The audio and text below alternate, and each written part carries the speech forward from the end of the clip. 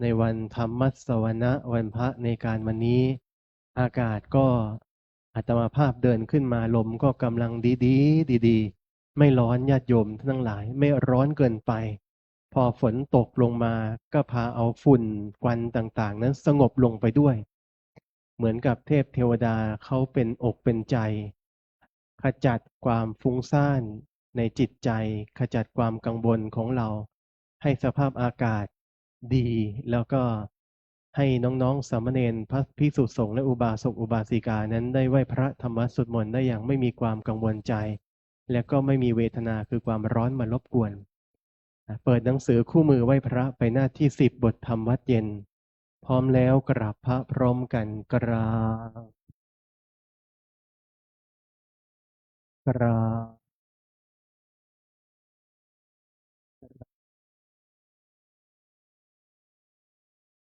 โยโสภะคะวะอะระหังสัมมาสัมพุทโธสวากขาโตเยนะภะคะวะตาธัมโมสุปฏิปันโนยัสสะภะคะวะโตสาวกสังโฆตามะยังภะคะวันตังสัทธัมมัง สัสสังฆังอิเมหิสักการิหิยะทาระหังอาโรปิเตหิอาภิปูชยามะสาธุโนพันเตภะคะวาสุจิราปารินิพุตโตปีปัจฉิมาชนะตานุกรรมปะมานะสะ อิเมสการิทุกขตาปันนากาพระภูเตปฏิคันหาตุอัมหากังทีคารตังหิตายะสุขายะสัมมาสัมพุทโธภะคะวาพุทธังภะคะวันตังอภิวาเทมิ สวากขาโตภะคะวะตาธัมโมธัมมังนะมัสสามิสุปฏิปันโนภะคะวะโตสา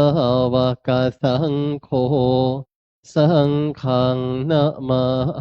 มิ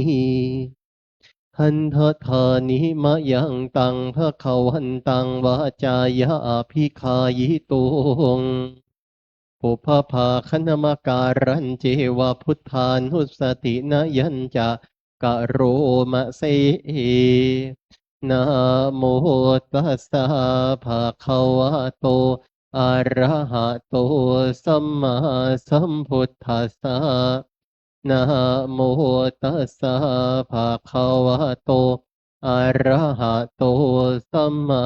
สัมพุทธัสสะ นะโมตัสสะภะคะวะโตอะระหะโตสัมมาสัมพุทธัสสะตังโคปะนะภะคะวันตังเอวังกัลยาโนอะภุคะโตอิติปิโสภะคะวะอะระหังสัมมาสัมพุทโธ วิชชาจารณะสัมปันโนสุขโตโลกาวิทูอนุตตโรปุริสธรรมมาสารทิสัทธาเทวมนุษย์สานังพุทโธภะคะวาติหันธรรมยังพุทธาภิกิติงกโรมะเส พุทธวาระหันตาวรตาทิคุณาพิยุตโตโสทาพิยานาการุณาทิสมาคตัตโตโพ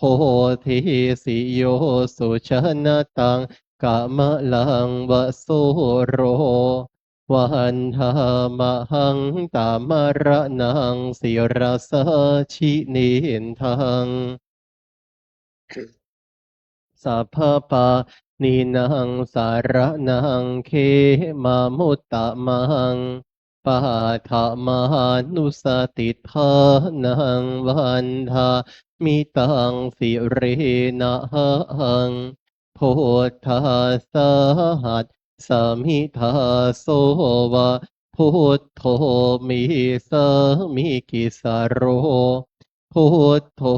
ทุกขาสักขาตาจาวิทาตาจาหิตาสมิพุทธาสหังนิยาเทมิสาริรันชีวิตันจิตังวันทันโตหังจาริสมิพุทธาเสวสุโพธิตัง นาทิเมสารนังอัญญังพุทโธเมสารนังวรังอิเตนะสัจวัชเชนะวัฏไทยังสัตถุสัสนิพุทธังเมวันทะมานินายังปุญญังปัสสุตังอิทา สัพพิปิอันตรายามิมาเหสุงตัสสติชะเสกายนวาจายวจิตาสวะพุทเทกุกัมมังปะกะตังมะยะยัง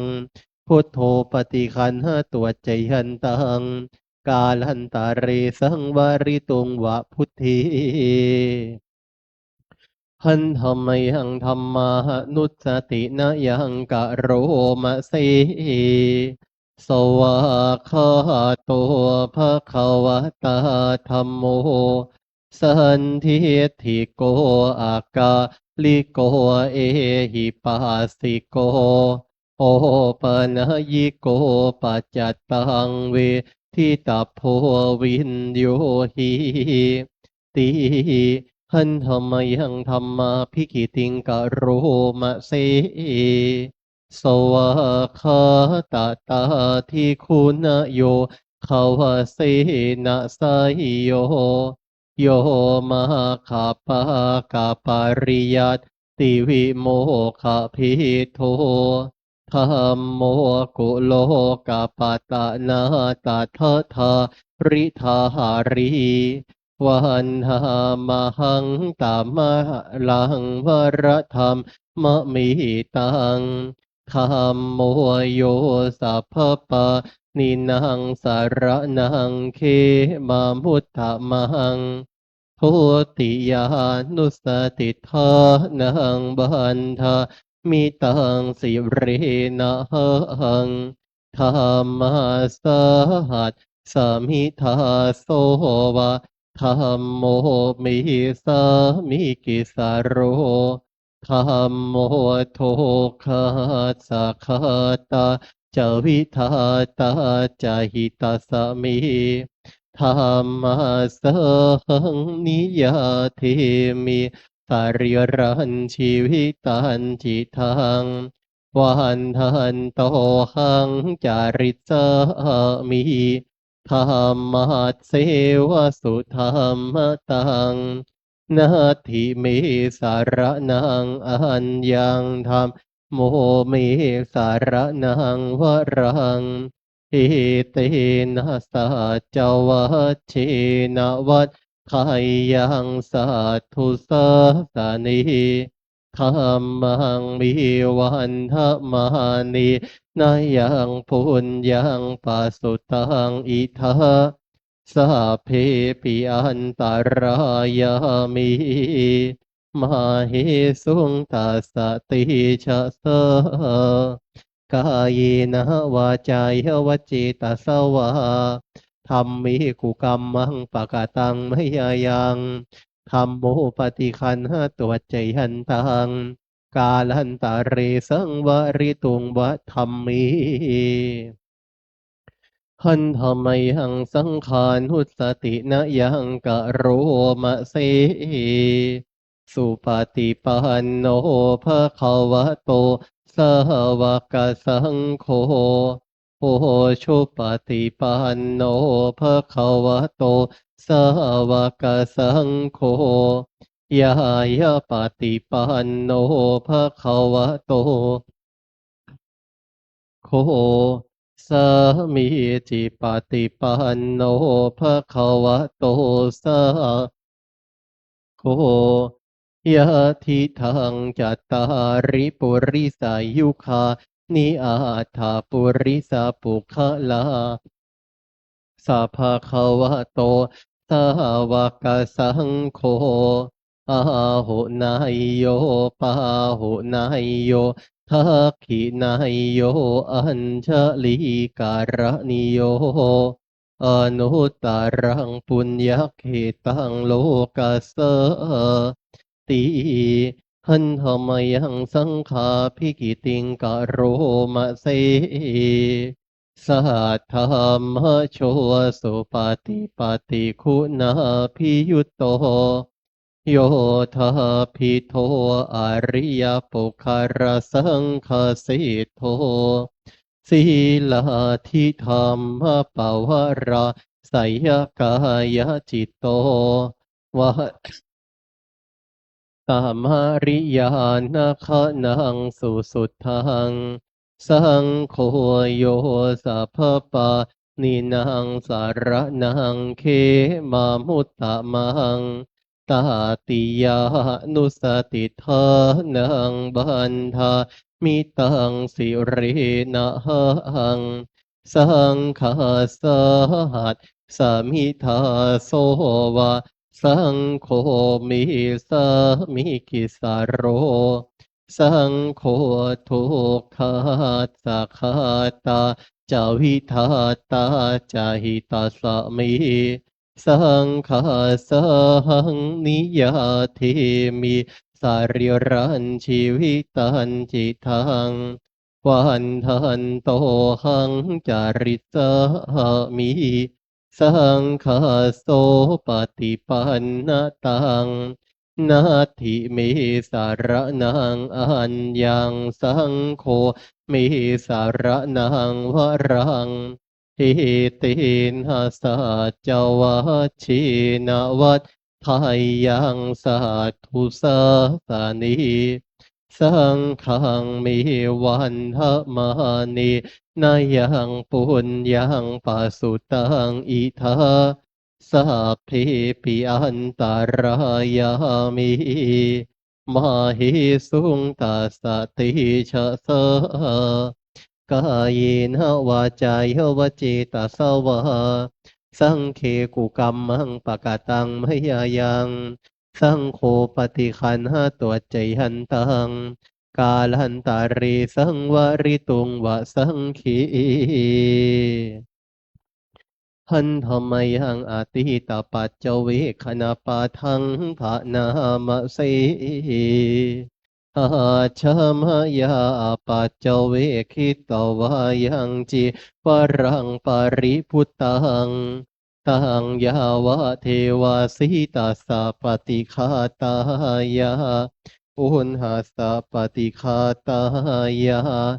ดังสามกาสาวะตาตาปาสิริงสาภาสัมผัสนังปฏิคาตายายาวะเทวาหิริโกปินาปฏิชาทันหัตถังอาชามยาปัจเจเวคิตาวายโยปินดาปะโตปาริพุตโต โสเนวะทวายนามาทายนามันดานายนาวิภูสานายายาวะเทวะอิมาสกายาสาธิติยายาปานายาวิหิงสุปารติยาพรหมจาริยานุขายาอิติปุรานันจาเวทนังปฏิหังคา มินหวันเจาเวทนังนาอุปาทิสมียาตาราจะมีภวิสติอนวัชตาจะพาสวิหารุจาหาติอาชมายาปัจเจเวคิตวายังเสนาสานังปาริพุตตังตังยาวะเทวาสิตาสะปฏิฆาตายา อุณหาสะ ยาดังสมกาสวัตตาปาสิริงสัพพสัมผัสนังปฏิฆาตายายาวะเทวะโอตุปาริสยวิโนทานังปฏิสัลลานารามัทธังอาชมยาปัจเจเวคิตาวายโยคิลานะปัจจยพิสัชฌะปริคาโรปริพุตโตโสยาวะเทวะอุปันนานังวยาภาธิกานังเวทนานังปฏิคาตายาอาภยาปัจจปรมัตตายาติหันธรรมยังโอทิสนาทิธานาคาทายโยพระนามสีอิมินาปุญญกรรมินาโอปัชฌายาคุณุตตราอาจาริยุปการะจะมาตาปิตาจยาตกาสุริโยจันทิมาราชาคุณวันตานราปิจาพระมมาราชาอินทาจะโลกัปปาราชาเทวตายะโมมิตามนุสสะจะมัชฌะตาเวริกาปิจา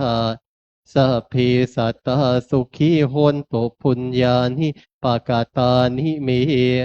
สุขังจติวิขังเทนโตขิปังปะเปทาโวมะตังอิมินาปุญญกรรมเมนะอิมินาอุทิเสนะจาขิปาหังสุรเพเจวะตันหุปาทานเชทนังกิสันตาเนหินาธรรมายาวะนิพพานโตมะมังนาสันตุสัพพทาเยวะยะถาชะโตภเวภเวโอชุติตังสติปัญญาสันเลโคปิริยัมหินามหาลารพันโตโนกาสังกาตุนจะปิริสุเมพุทธาทิภาวโรนาโทธัมโมนาโทอรุตตโมสังโฆนาโทตารโรมะมังเตโสตามหานุภาเวนะมาโรกาสังละพันตุมาหันธรรมยังสารพันเยนะพุทธมังคาราคาทายโยพระนามสีสัมพุทโธทิปะทังเสโทนิสินโนเจวะมาชิเมโกนดันโยปุปปะภาเคจาอาคนายเยจากาสะโปสารีปุตโตจะทาคีเนหารติเยอุปาลิจาปาชิเมปิจาอานันโทพยาเพจะขวามปติโมคคัลลาโนจะโอตเรอิสาเนปิจาราหุโลอิเมโคมังขะลาพุทธสัพเพอิทาปฏิทิตาวันทิตาติจะอัมเหหิสกการเรทิจะโปชิตาอิติสังอานุภาเวนะสัพพโสทิภวันตุโนอิเจวะมาจัน ตนามาสนัยยังนามาสมาโนตายังยังปุญญาภิสันทังวิปุลังอราทังปัสสะตุภาเวนะหะตันตรายโยหันธมยังทัสสะธรรมะสุตตังพระนามสีเววันนิยามหิอาชูปะคะโตบัดนี้เรามีเพศต่างจากคฤหัสถ์แล้วกิริยาอาการใดๆอันบรรพชิตทำกิริยาอาการนั้นๆปารปฏิพัทธาเมชีวิกาความเลี้ยงชีพของเราเนื่องด้วยผู้อื่นทำตัวให้เขาเลี้ยงง่ายอัญโยเมอากัปโปการนิโยอาการกายวาจาอย่างอื่น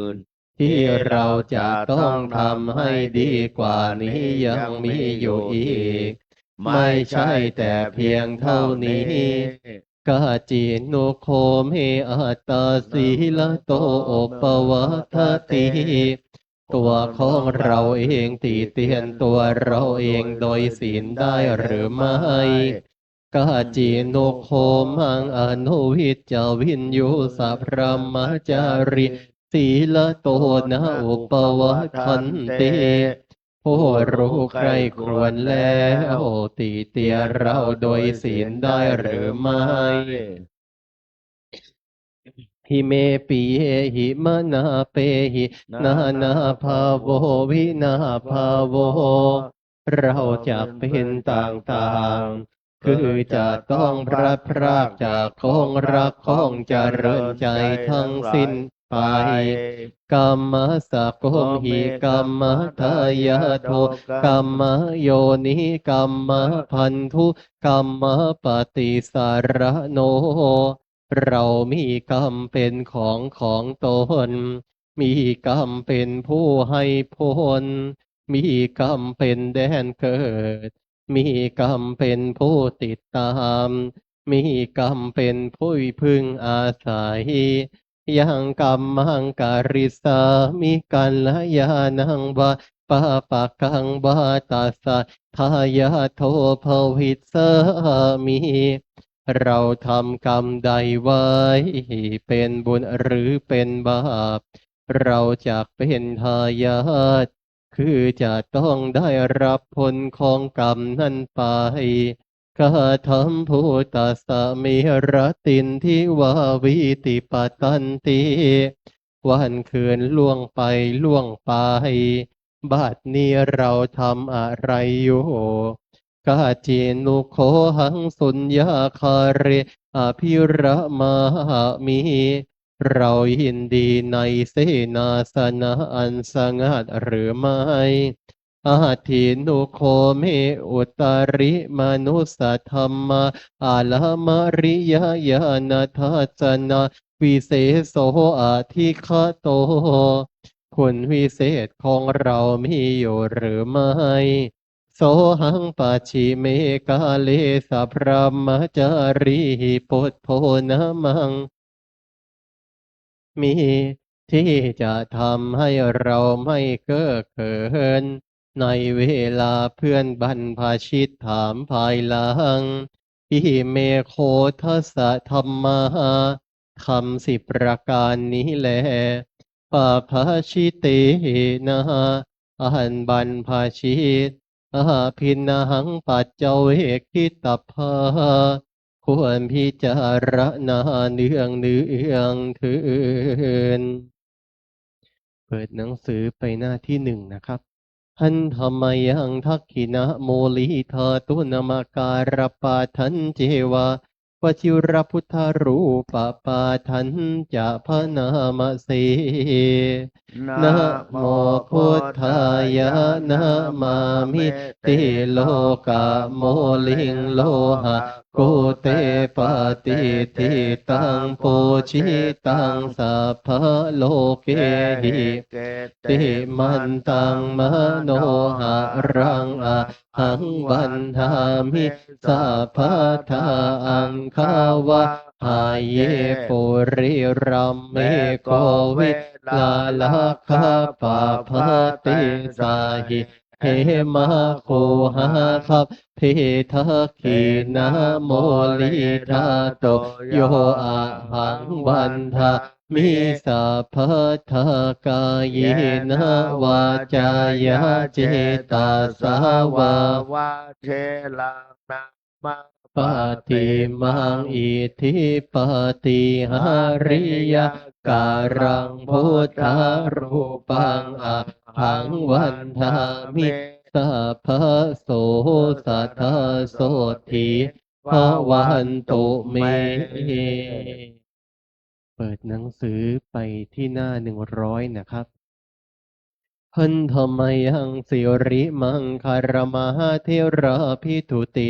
คาทายโยพนามเทเตเลทา ตา ม ม หา หาเท โร โรสิริโกสิริมังคะโลมังคะโลปายะเมทาวิมังคะโล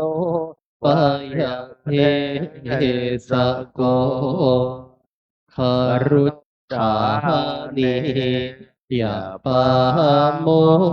โคติสนุเสสนายโกโลกานุกรรมปิเมตายา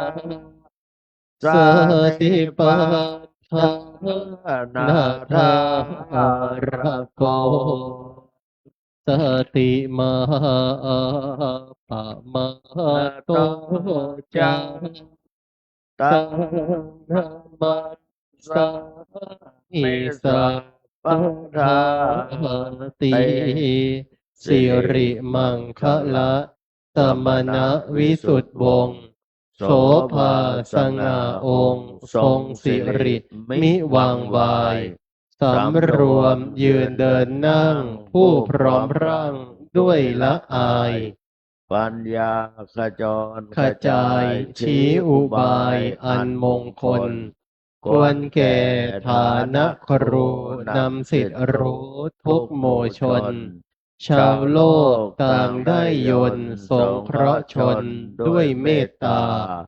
ผู้ทรงสติปัฏฐานตลอดกาลทุกเวลา ทรงนามสติมาไม่ประมาทองค์อาจงาม ข้าขอนมัสการประดิษฐานในทุกยาม เทระผู้ทรงนามว่าสิริมังคะโล เปิดหนังสือไปที่หน้า69บทปารมี10ทัศน์นะครับนะโมตัสสะภะคะวะโตอะระหะโตสัมมาสัมพุทธัสสะนะโมตัสสะภะคะวะโตอะระหะโตสัมมาสัมพุทธัสสะนะโมตัสสะภะคะวะโตอะระหะโตสัมมาสัมพุทธัสสะพุทธังสรณังคัจฉามิธัมมังสรณังคัจ ฉามิสังฆังสรณังคัจฉามิทุติยมปิพุทธังสรณังคัจฉามิทุติยมปิธัมมังสรณังคัจฉามิทุติยมปิสังฆังสรณังคัจฉามิตติยมปิพุทธังสรณังคัจฉามิตติยมปิธัมมังสรณังคัจฉามิตติยมปิสังฆังสรณังคัจฉามิทานะปารามิ สัมปันโนทานะโอปปารามิสัมปันโนทานะปรมัตถปรมิสัมปันโนเมตตามหิตริกรุณามุทิตาอุเปกขาปารามิ สัมปันโนอิติปิโสภะคะวาสีลปารามิสัมปันโนสีลโอปปารามิสัมปันโนสีลปรมัตถปารมิ สัมปันโนเมตตามหิตริกรุณามุทิตาอุเปกรามิสัมปันโนอิติปิโสภะคะวาเนคขมมะปารามิสัมปันโนเนคขมมะอุปปารามิสัมปันโนเนคขมมะปรมัตถปารมิ สัมปันโนเมตตามหิตริกรุณามุทิตาอุเปกขาปารามิ สัมปันโนอิติปิโสภะคะวาปัญญาปารามิ สัมปันโนปัญญาอุปปารามิสัมปันโนปัญญาปรมัตถปารมิ สัมปันโนเมตตามหิตริกรุณามุทิตาอุเปกขาปารามิ สัมปันโนอิติปิโสภะคะวาวิริยะปารามิสัมปันโนวิริยะอุปปารามิ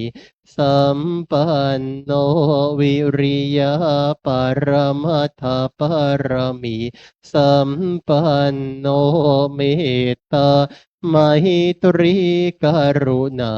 มุทิตาอุเปกขาปารามิ สัมปันโนอิติปิโสภะคะวาขันติปารามิ สัมปันโนขันติอุปปารามิ สัมปันโนขันติปรมัตถปารมิ สัมปันโนเมตตามหิตริกรุณามุทิตาอุเปกรามิ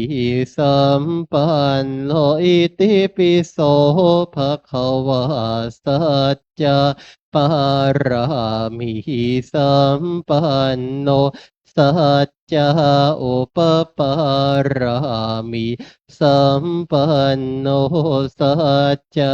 ปรมัตถปารมิ สัมปันโนเมตตามหิตริกรุณามุทิตาอุเปกรามิสัมปันโนอิติปิโส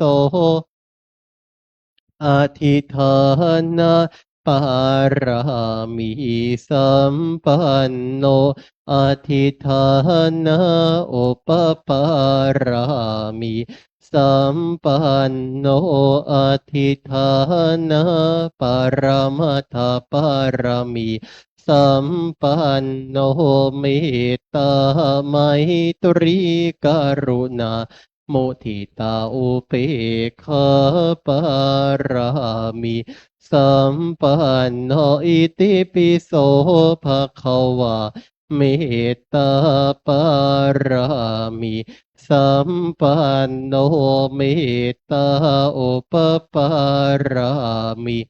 สัมปันโนเมตตาปรมัตถปรมีสัมปันโนเม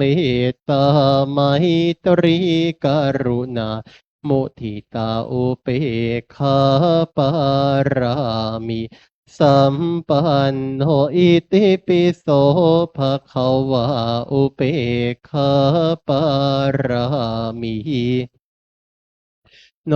เปกขาอุปปารามิสัมปันโนเปกขา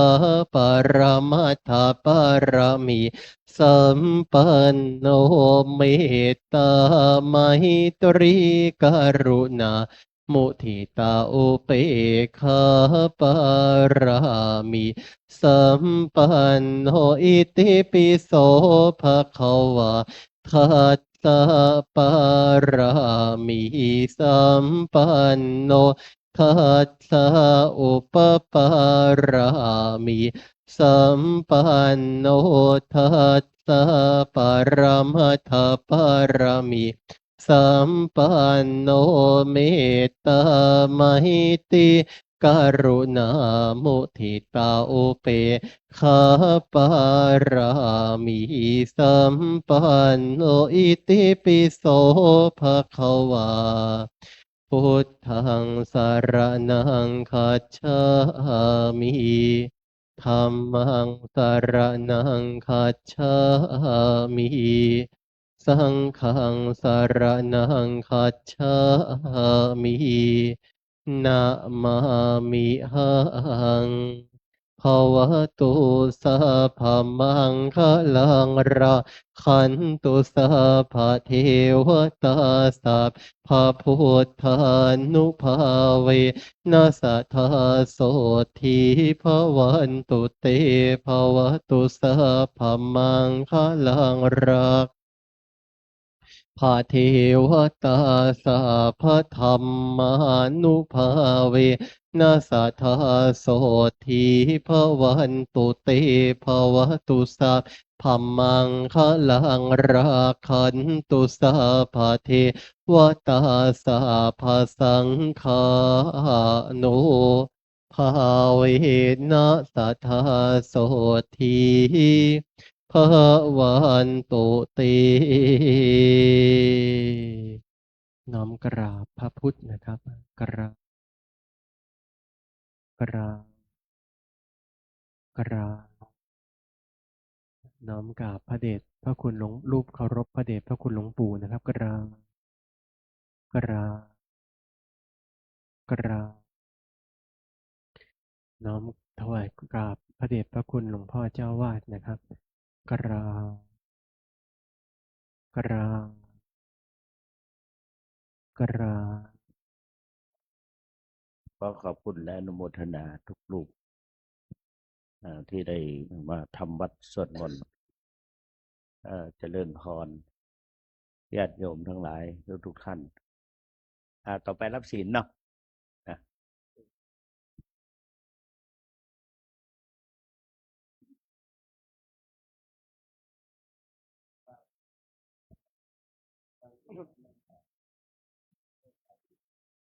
ทั้งทุกท่านพนมมือครับ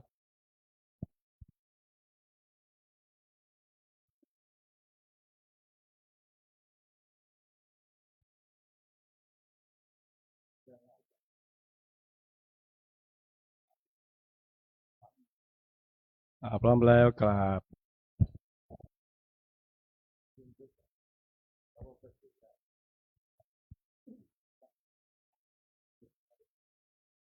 อิมินาสการเรนะทางพุทธังอภิปูชยามะอิมินาสการเรนะทางธรรมังอภิปูชยามะอิมินาสการเรนะทางสังฆังอภิปูชยามะอะระหังสัมมาสัมพุทโธภะคะวาพุทธังภะคะวันตังอภิวาเทมิสวากขาโตภะคะวตาธัมโมธัมมังนามัสสามิสุปฏิปันโนภะคะวะโตสาวกสังโฆสังฆังนามามิมายังพันเตติสารเนนะสหะอาทาสีลานิยาจามมาทุติยมปีมายังพันเตติสารเนนะสหะอาทาสีลานิยาจามมาอาทิยมปีมายังพันเตติสารเนนะสหะอาทาสีลานิยาจามมานะโมตัสสะภะคะวะโตอะระหะโตสัมมาสัมพุทธัสสะนะโมตัสสะภะคะวะโตอะระหะโตสัมมาสัมพุทธัสสะนะโมตัสสะภะคะวะโตอะระหะโตสัมมาสัมพุทธัสสะนะโมตัสสะภะคะวะโตโตสัมมาสัมพุทธัสสะนะโมตัสสะภะคะวะโตอะระหะโตสัมมาสัมพุทธัสสะนะโมตัสสะภะคะวะโตอะระหะโตสัมมาสัมพุทธัสสะพุทธังสรณังคัจฉามิ พุทธังสรณังคัจฉามิ ธัมมังสรณังคัจฉามิ ธัมมังสรณังคัจฉามิ สังฆังสรณังคัจฉามิ สังฆังสรณังคัจฉามิ ทุติยัมปิพุทธังสรณังคัจฉามิ ทุติยมปิพุทธังสรณังคัจฉามิ ทุติยัมปิธัมมังสรณังคัจฉามิ ทุติยมปิธัมมังสรณังคัจฉามิ ทุติยัมปิสังฆังสรณังคัจฉามิ ทุติยมปิสังฆังสรณังคัจฉามิ ตติยัมปิพุทธังสรณังคัจฉามิ ต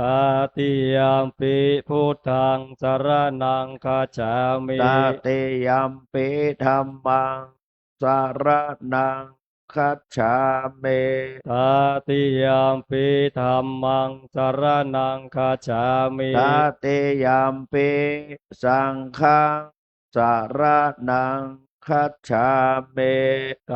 ติยมปิสังฆังสรณังคัจฉามิ ติสรณะขมนังนิธิตา ธรรมพันเต ปานาติปาตาเวระมณีเสขาปะตังสัมมาทิยามิ ปานาติปาตาเวระมณีสิกขาปะทังสมาธิยามิ อะตินนาตานาเวระมณีเสขาปะตังสัมมาทิยามิ อาทินาทานาเว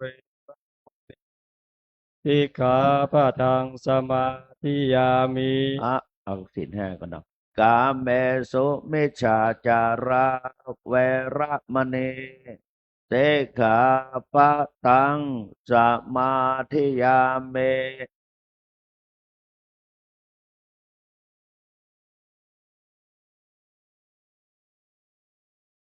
อะพรหมจริยาเวระมณีสิกขาปะทังสมาธิยามิอาพรหมจาริยาเวระมณีสิกขาปะทังสมาธิยามิ มุสาวาตาเวระมณีสิกขาปะทังสมาธิยามิ มุสาวาทาเวรมณีสิกขาปะทังสมาธิยามิสุราเมรยมัชฌะปมาตฐานะเวระมณีสิกขาปะทังสมาธิยามิ สุราเรรยะมัจจปมาทัฏฐานาเว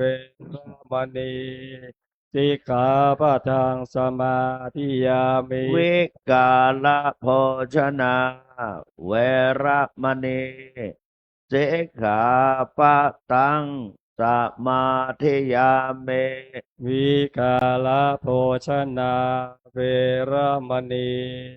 สิกขาปะทังสมาธิยามิ นัจจคีตาวาทิตาวิสุกะทัสนา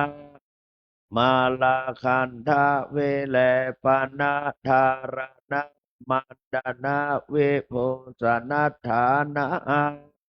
เวระมณีสิกขาปะทังสมาธิยามิ นาจาคีตาวาทิตาวิสุมากันทาวิเลปนะธารณะมันดานะวิภูสนาฐานาเวรมณี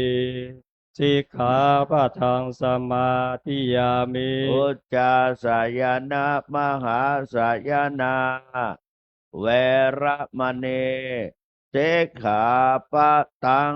สมาธิยามิ อุจจาสยนะมหาสยนาเวรมณีสิกขาปะทังสมาธิยามิ อิมาเนปะอัฏฐสิกขาปะทานิสมาธิยามิ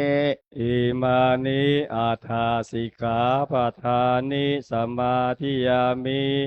อิมานิอาทาสิกขาปะทานิสมาธิยามิอิมานิอาทาสิกขาปะทานิสมาธิยามิ อิมานิปัญจสิกขาปะทานิจาอัฏฐสิกขาปะทานิจาเสเลนะสุขติงยันติ สาธุ เสเลนะโภคะสัมปทา สาธุ เสเลนะเนพุติงยันติ สาธุ ตัสมาสีลังวิโสทะเย อามาพันเตครับ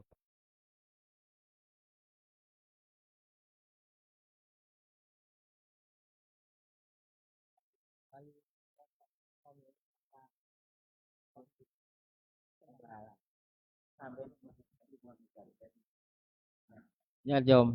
อ่าเพื่อรักษาธรรมเนียมที่พระเดชพระคุณหลวงปู่วางเอาไว้นะเป็นที่ทราบกันอยู่แล้วนะขออาราธนาจารย์พระมหาธนวัฒน์ธนวัฒโน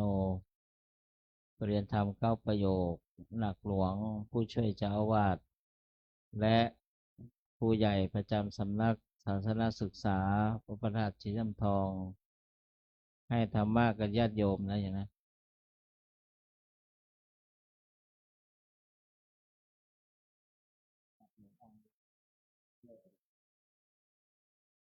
วันนี้อากาศเย็นสบายกำลังจะร้อนแต่ก็ฝนพายุก็มาประปรายให้แล้วพระธาตุสีจอมทองส่วนกลางนี่ไม่มีลมเลยโยมมีแต่ฝนเบาๆเหนือใต้ออกตกครับผมเหนือใต้ออกตกนั้นมีลมแล้วมีพายุฝนด้วยนะหลายที่แล้วแม่สวยก็ลำไยก็ไปหลายต้นแล้ววันก่อนพอมาถึงจอมทองหลวงตรงกลางนี่สงบขอนิมนต์ครับ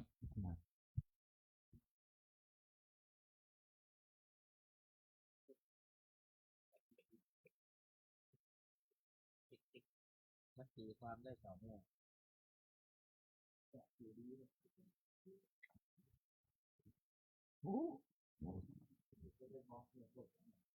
ขอความนอบน้อมของข้าพเจ้าจงมีแด่พระรัตนตรัย ขอน้อมระลึกถึงพระคุณอันประเสริฐของพระเดชพระคุณพระพรหมมงคลอัคคมหากัมมัฏฐานาจริยศาสนโสพลสิริบวรวิปัสสนากัมมัฏฐานาจารย์หลวงปู่ทองสิริมังคลมหาเถระอดีตที่ปรึกษาเจ้าคณะภาค7อดีตเจ้าวาดวัดพระธาตุศรีจอมทองวรวิหารด้วยความเคารพอย่างยิ่ง ขอถวายความเคารพและขอโอกาสพระเดชพระคุณพระสุวรรณเมธีด็อกเตอร์รองเจ้าคณะจังหวัดเชียงใหม่เจ้าวาดวัดพระธาตุศรีจอมทองวรวิหารพระเดชพระคุณพระอมรเวทีผู้ช่วยเจ้าวาดพระรามหลวงตลอดจนถึงพระเถรานุเถระพระภิกษุสามเณรขอความผาสุขสวัสดีจงมีแด่ท่านแม่ชีญาติโยมอุบาสกอุบาสิกาสาธุชนทุกท่านเรียนเชิญนำมือลงนั่งฟังธรรมด้วยความเคารพในธรรมวันนี้เป็นวาระของพระอีกรูปหนึ่งแต่อย่างที่อาตมาได้เคยแจ้งเอาไว้ว่าท่านขอให้ถึงพรรษา10ก่อนแล้วท่านจะปาฐกถาธรรมด้วยความที่จัดไว้แล้วอาตมาก็ตอนแรกก็ว่าจะให้ท่านมหาวิวขึ้นมาแทนท่านมหาวิวให้เลือกเอาตอนเช้าหรือว่าจะเอาตอนเย็นท่านมหาวิวไม่เอาทั้งเช้าไม่เอาทั้งเย็นตอนเช้าก็เลยต้องขอนิมนต์ท่านอาจารย์เจ้าคุณมาแสดงธรรมแทนท่านอาจารย์พระครูโสพลท่านอาจารย์พระครูโสพลสุวรรณธรท่านแจ้งว่าท่านนั่งนานไม่ได้ก็ต้องขอนิมนต์ตอนแรกอาตมาก็ว่าจะขึ้นทั้งเช้าทั้งเย็นนะโยมนะแล้วก็เกรงใจ สงสารคนฟัง การที่ญาติโยมจะได้ยินได้ฟังอะไรเนี่ยบางทีเราไม่ได้เลือกเนาะและเราต้องได้ยินได้ฟังคนอื่นไม่ได้ยินไม่ได้ฟังเรานี่แหละต้องมาได้ยินมาได้ฟังทางธรรมเรียกว่าเป็นวิบากคือเป็นผลจะเป็นผลที่มาจากช่วงไหนก็ตามแต่ว่ามันเป็นผลที่เราจะต้องได้ยินคนอื่นไม่ได้ยินมีแต่เราเท่านั้นที่ได้ยินทีนี้เมื่อเราได้ยินแล้วถ้าเราได้ยินไม่เป็นเราก็อาจจะเกิดการสร้างกรรมใหม่ถ้าได้ยินไม่เป็นก็สร้างกรรมใหม่นั้นหลวงปู่ท่านจึงให้กำหนดได้ยินเนาะได้ยินเนาะอันนี้ช่วยได้เยอะโยมตั้งแต่กำหนดได้ยินเนาะได้ยินเนาะเนี่ยเวลาได้ยินเสียงอะไรที่เมื่อก่อนเราได้ยินปุ๊บเราชอบคิดไปเองจริงบ้างไม่จริงบ้างแต่จิตมันชอบคิดไปเองเวลาไปอยู่ป่าเงียบสงบได้ยินเสียงกิ่งไม้เราก็ไปคิดเป็นตุเป็นตะโอ้มีผีหรือเปล่าเพราะว่าจิตของคนโดยปกติมันจะคิดไปทำนองนั้นเวลาเราได้ยินอะไรหรือเห็นอะไรแวบๆที่เห็นไม่ชัดทางหลักวิทยาศาสตร์เขาก็บอกว่าคนจะคิดว่าเป็นสิ่งมีชีวิตเราเห็นไม่ชัดหรอกเห็นแวบๆคำว่าสิ่งมีชีวิตเนี่ยรวมถึงผีด้วยนะโยมเราเห็นแวบหนึ่งผีมาแล้วพอกลิ่นอะไรมาเหมือนธูปสักหน่อยหนึ่งโอ้นี่มันวิญญาณเปิ้นมาแล้วหรอเราจะบอกตัวเองอย่างนี้นะโอ้ที่อื่นมาได้กลิ่นที่นี่ละวิญญาณเปิ้นมาแล้วก็นึกถึงสิ่งมีชีวิตนั่นแหละโดยนี้คือโดยธรรมชาติปกตินักวิทยาศาสตร์ท่านก็ให้คำรับรองเรื่องเหล่านี้ว่าโดยปกติถ้าเราได้ยินอะไรแม้แต่พระโพธิสัตว์เจ้าสมัยที่พระองค์ยังเป็นพระโพธิสัตว์ยังไม่ตรัสรู้พระองค์ปฏิบัติธรรมอยู่ที่แถวตำบลอุรุเวลาเสนานิคม ที่ไหนที่น่าสะพรึงกลัวเนี่ยพระองค์จะไปอยู่ที่นั่น ที่ไหนที่น่ากลัวจะไปอยู่ที่นั่น แล้วเวลาพระองค์ไปอยู่เนี่ย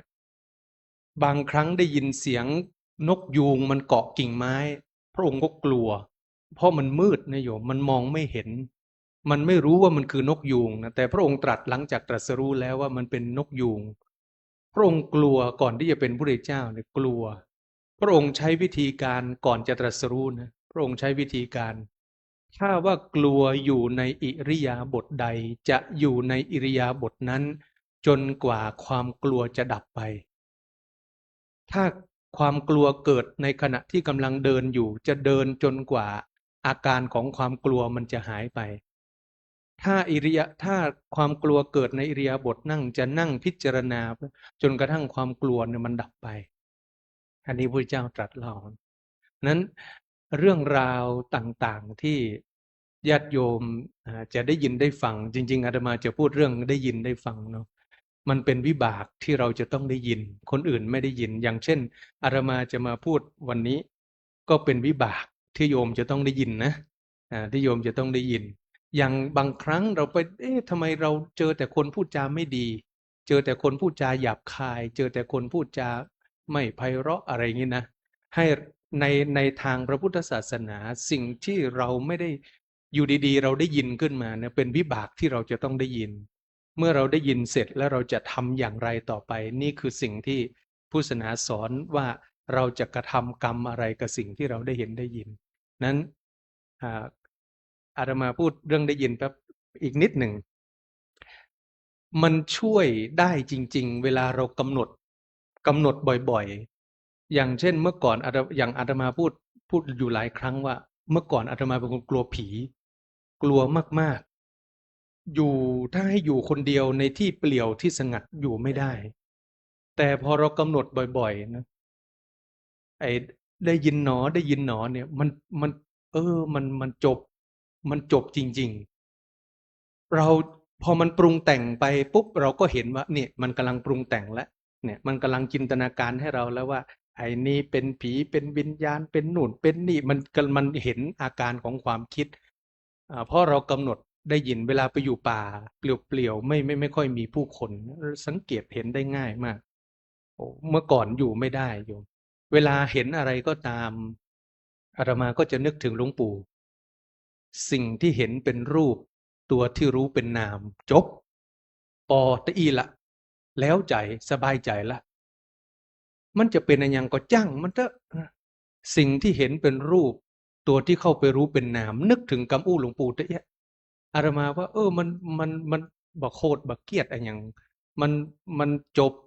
อันนี้คือสิ่งที่แล้วมันจะไม่รู้ตะกี้เฮาหันตะกี้มันเป็นผีก็มันเป็นอย่างมันจะไม่ไปต่อแล้วผีมีไหมผีก็คือเทวดาแต่ผีเนี่ยเป็นภาษาเอเชียอาคเนย์เราแต่พอวัฒนธรรมพุทธศาสนามาจากอินเดียเขาไม่ได้เรียกผีเขาเรียกเทวดาทีนี้คนไทยเราสมัยก่อนไม่ได้เรียกผีอย่างเดียวเรียกสางด้วยโยมทีนี้พอมันมาอยู่เมืองไทยมันเป็นแก่งฮกผีสางเทวดาเอาหมดทั้งนี่มันอันเดียวกันนั่นนะจริงๆมันคืออันเดียวกันแต่เราก็ไปจำแนกว่าผีอย่างหนึ่งเทวดาอย่างหนึ่งสางอย่างหนึ่งจริงๆเนี่ยเป็นอันเดียวกันนักโบราณคดีนักโบราณที่เขาศึกษาวัฒนธรรมประเพณีเขาก็พูดยืนยันว่าคำว่าเทวดาของวัฒนธรรมอินเดียหมายถึงคนที่ล่วงลับไปแล้วก็ไปเกิดเป็นภพภูมินั้นเป็นภพภูมินี้บางครั้งแม้แต่พรหมก็ยังเรียกว่าเทวดาก็มีในวัฒนธรรมของอินเดียแต่อย่างที่บอกนายโยมอันนี้คือพอมาอยู่เมืองไทยเนาะบางสิ่งบางอย่างเราก็เลยไปไหลไปเราก็ใช้บัญญัติศัพท์เข้าไปเรียกสิ่งนั้นสิ่งนี้ก็ยุ่งวุ่นวายกันไปหมดเลยอาตมาก็เลยพอมากำหนดอย่างที่พระเดชพระคุณหลวงปู่บอกเห็นผีก็มีของผีอยู่ก็อยู่ของเขาไปถ้าเขาจะปรากฏให้เราเห็นเราไปดูหนังกันบ่อยเนาะอาตมาเป็นเด็กก็เคยดูหนังผีพอหนังผีเนี่ยมันไม่มาดีๆสวยๆงามๆไม่ค่อยมา ส่วนใหญ่หนังผีจะมาสยดสยองสมัยก่อนตอนเป็นเด็กไปดูหนังกลางแปลงไปดูนางนาคโยมไปดูผีนางนาคผีนางนาคยื่นมือไปหยิบมะนาวโอ้อาตมากลับบ้านไม่ได้โยมเป็นเด็กนะกลับบ้านไม่ได้กลัวผีนางนาคยื่นมือจับเราไว้อย่างนี้นะไม่กล้ากลับบ้าน คือมันคิดเป็นตุเป็นตะนะเพราะเราไม่อยู่ในหลักของความเป็นจริงว่าสิ่งที่เห็นเป็นรูปตัวที่เข้าไปรู้เป็นนาม สิ่งที่ได้ยินเป็นรูปตัวที่เข้าไปรู้เป็นนาม มันมีเท่านั้นแหละธรรมชาติของมันมีเท่านี้ แต่เพราะเราไปบัญญัติว่าผีต้องมีหน้าตาเป็นยังไง สิ่งใดที่เราเคยเสพมันจะคิดภาพออก แต่ถ้าสิ่งใดที่โยมไม่เคยเสพโยมคิดภาพไม่ออกอาตมาถามว่าโยมรู้จักจันลุกไหมไม่มีใครนึกภาพออกที่นี่ไม่มีใครนึกภาพออกอาตมาฟันธง100%นะญาติโยมที่นั่งอยู่นี้ไม่มีใครนึกภาพจันลุกออกทำไมนึกภาพไม่ออกเพราะเราไม่เคยเห็นถ้าอาตมาถามว่าโยมรู้จักแอปเปิลไหมโยมก็จะบอกว่าโอ้รู้จักกับท่านทำไมโยมรู้จักเพราะเคยเห็นแล้วทำไมพอพูดว่าแอปเปิลโยมถึงเข้าใจเพราะเคยได้ยินมันไม่ใช่แค่เห็นอย่างเดียวนะมันเคยได้ยินด้วยแล้วเราก็สามารถจินตนาการรูปแอปเปิลขึ้นมาได้นี่เห็นไหมโยมเพราะเราเคยได้ยินได้ฟังมาก่อนมันถึงนึกภาพออกแต่ถ้าเราไม่เคยได้ยินได้ฟังมาก่อนนึกภาพไม่ออกอย่างบางคนกลัวผีชอบฟังเรื่องผีอาตมานี่เป็นเด็กชอบฟังประจำพระท่านจะเล่าให้ฟังพระที่บ้านนะแล้วก็เมื่อก่อนนี่มันจะมีรายการผีทุกวันเสาร์ฟังแล้วก็กลัวไม่กล้าไปเข้าห้องน้ำอาตมาก็มานึกถึงตัวเองว่าเราสั่งสมแบบนี้แล้วเราก็กลัวเองแล้วก็สั่งสมอีกแล้วก็กลัวสั่งสมอีกแล้วก็กลัวเนี่ยมันเป็นเรื่องที่ไม่สามารถหนีจากวงจรของความกลัวไปได้ถ้าเราฟังแล้วเราก็กลัวฟังแล้วก็กลัวแต่ก็ชอบแล้วก็ฟังไปเรื่อยๆอันนี้หนีไปไม่ได้เพราะเราไม่เข้าใจเพราะเราไม่เข้าใจว่าสิ่งที่ได้ยินนั้นเป็นรูปตัวที่เข้าไปรู้เป็นนามเพราะมันไม่เข้าใจปุ๊บมันแยกไม่ออกอันนี้อาตมาพูดเกริ่นนิดหน่อยให้ฟังนะโยมว่าสิ่งที่โยมจะต้องได้ยินได้ฟังอย่างหนึ่งก็คือบางอย่างเกิดจากเราตั้งใจแสวงหาที่จะฟังบางอย่างที่เราไม่ได้ตั้งใจแสวงหาที่จะฟังแล้วเราดันบังเอิญไม่ได้ใช้คำว่าบังเอิญนะเราดันได้ยินได้ฟังนั้นเป็นวิบากแยกออก2 อย่างนะสิ่งที่เราขวนขวายอยากจะฟังก็เป็นวิบากที่เราขวนขวายเพื่อที่จะฟังมันบางอย่างเป็นวิบากที่จะต้องได้รับก็คือเราไม่ได้ขวนขวายแต่เราต้องได้ยินได้ฟังอันนี้คือต้องแยกให้ออกวันนี้อาตมาจะพูดเรื่องพญาหงส์พอดีโยมแม่ท่านฝากเรื่องราวอาตมาก็จริงๆก็มีหลายเรื่องนะแล้วก็เลยถ้าท่านอยากจะฟังเรื่องหงส์อาตมาก็จะเล่าเรื่องหงส์ พระพุทธเจ้าเคยเกิดเป็นหงส์ไหมเคยเกิดเป็นหงส์เคยเกิดเป็นหงส์หลายชาติ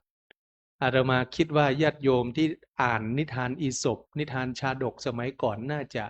เคยได้ยินเรื่องหงส์ทองที่สลัดปีก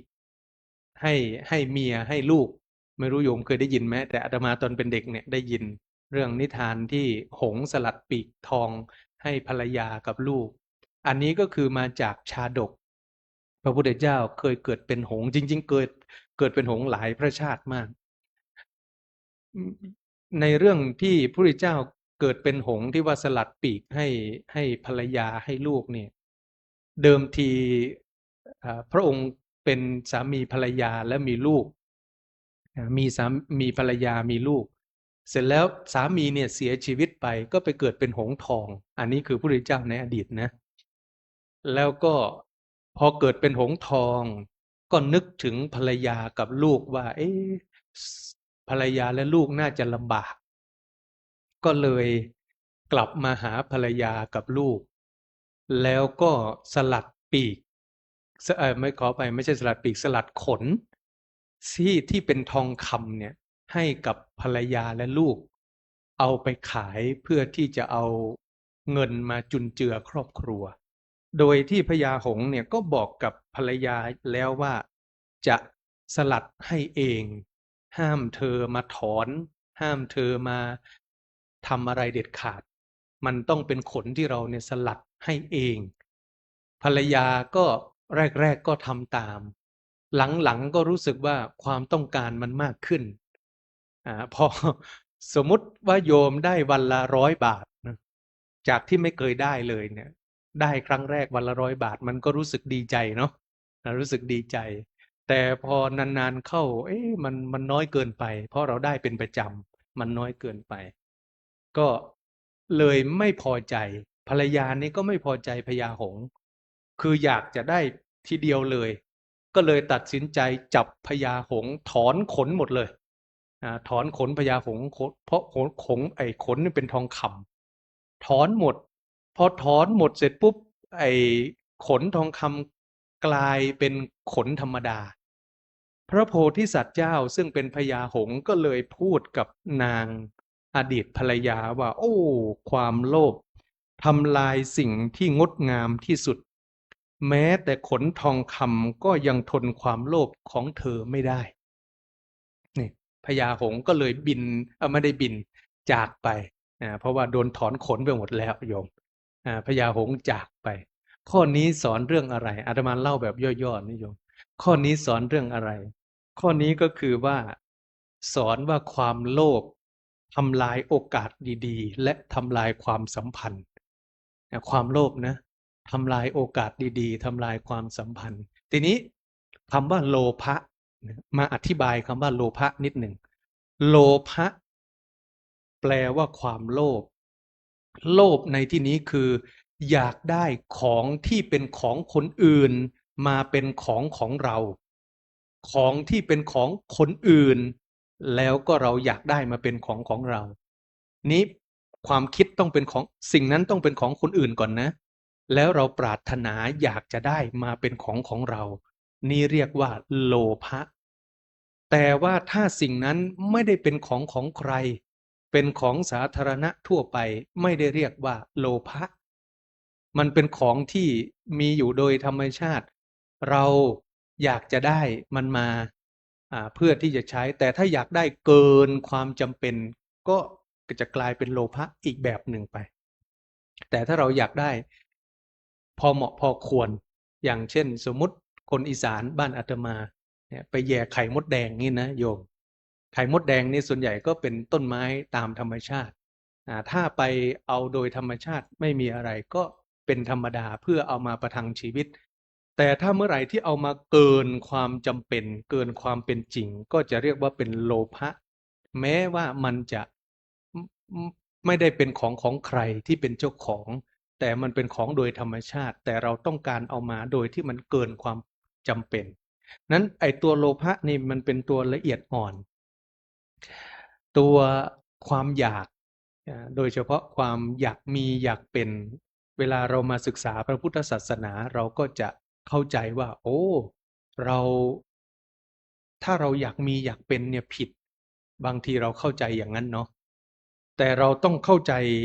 ให้ลึกลงไป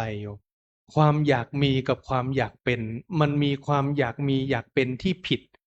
กับความอยากมีอยากเป็นที่ถูกอย่างเช่นสุเมธดาบสอยากเป็นพระพุทธเจ้าแล้วบำเพ็ญบารมีโอ้โหมาตั้ง20อสงไขยนะแต่ถ้านับจากสุเมธดาบสเนี่ยก็4อสงไขยกับ100,000 กับถ้านับตั้งแต่สุเมธดาบสอยากเป็นพระพุทธเจ้าแล้วบำเพ็ญบารมีสร้างบารมีมาแต่ละภพแต่ละชาติสร้างบารมีจนได้เป็นพระพุทธเจ้าอันนี้คืออยากมีอยากเป็นแต่อีกคนหนึ่งพระเทวทัตอยากเป็นพระพุทธเจ้าวางแผนฆ่าพระพุทธเจ้าทุกวิถีทางจ้างนายขมังธนูปล่อยช้างนาลาคิรีกลิ้งหินลงจากเขาคิชกูฏเพื่อหมายปลงพระชนถามว่าความอยากมีอยากเป็นของสองคนนี้ใครอยากมีอยากเป็นถูกและใครอยากมีอยากเป็นผิดอันนี้ยกตัวอย่างให้โยมเห็นว่าความอยากเป็นไม่ใช่เป็นเรื่องผิดแต่ต้องเข้าใจและทำวิธีให้มันถูกต้องทำวิธีให้มันถูกต้องและความอยากเป็นต้องเป็นความอยากเป็นที่ไม่ขัดต่อหลักสัจธรรมความอยากมีอยากเป็นถ้าขัดต่อหลักสัจธรรมอันนั้นแสดงว่าผิด อะไรที่เรียกว่าขัดต่อหลักสัจธรรมหนึ่งการที่เราไม่อยากเจอความทุกข์อันนี้ขัดหลักสัจธรรมและขัดหลักสัจธรรมถ้าเราไปมีความคิดแบบนี้ผิดทันทีการที่เราตั้งความปรารถนาว่าไม่อยากเจอทุกข์ไม่อยากเจอความผิดหวังไม่อยากเจอความสูญเสียอันนี้ผิดหลักสัจธรรมเพราะสัจธรรมก็คือสิ่งที่ผู้คนจะต้องประสบพบเจอเหมือนกันหมดไม่ว่าคนนั้นจะยากดีมีจน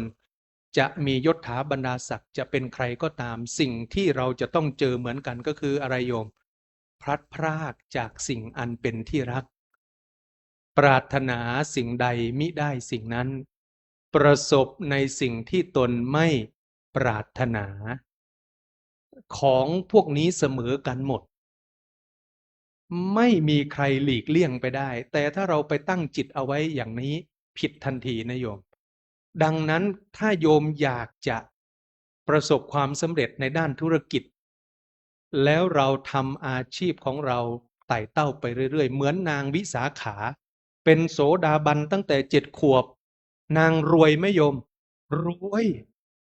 วยจนกระทั่งแก่เฒ่าแล้วนางประกอบธุรกิจประสบความสำเร็จร่ำรวยมีเงินมีทองนางเป็นคนสวยไหมโยมเป็นคนสวยอายุ120 ปีคนยังดูไม่ออกว่า120 ปียกเว้นตอนเวลานางลุกเท่านั้นแหละจะรู้เลยว่าโอ้คนนี้นางวิสาขาจะรู้เฉพาะตอนนางลุกนะโยมเพราะถ้านั่งอยู่ด้วยกันเดินไปด้วยกันเขาจะมาถามว่าคนไหนนางวิสาขาเนี่ยเขาดูไม่ออกแต่ถ้าตอนลุกเนี่ยคนแก่ลุกเป็นยังไงโยมนอคนเฒ่าลุกนี่ ก้นมันจะขึ้นก่อน ก้นจะขึ้นก่อน นางวิสาขาเนี่ยดูเดินอยู่กับลูกหลานไม่มีใครแยกออกนั่งอยู่กับลูกหลานไม่มีใครแยกออกนางวิสาขารวยแล้วเป็นคนแต่งตัวไหมเป็นคนแต่งตัวเครื่องประดับตั้งแต่หัวจรดเท้าเครื่องประดับมหาลดาประสาทแต่งตัวไหมแต่งตัวนางก็แต่งตัวไปเข้าใจหลักสัจจะความจริงว่าสังขารร่างกายนี้เป็นของเสื่อมนางเข้าใจเป็นของเสื่อมสลายแต่นางยังเป็นพระโสดาบันอยู่พระโสดาบันยังมีเกี่ยวกับเรื่องราคะอยู่ยังมีโทสะอยู่แต่ไม่เหมือนกับคนทั่วๆไปเบาบางกว่าคนทั่วๆไปก็ยังมีความชอบสวยงามซึ่งเป็นจริตเป็นนิสัยที่ยังละไม่ได้ก็มีอยู่ดังนั้นเราต้องเข้าใจว่าคำว่าอยากมีอยากเป็นแต่ถ้าทำให้มันถูกต้อง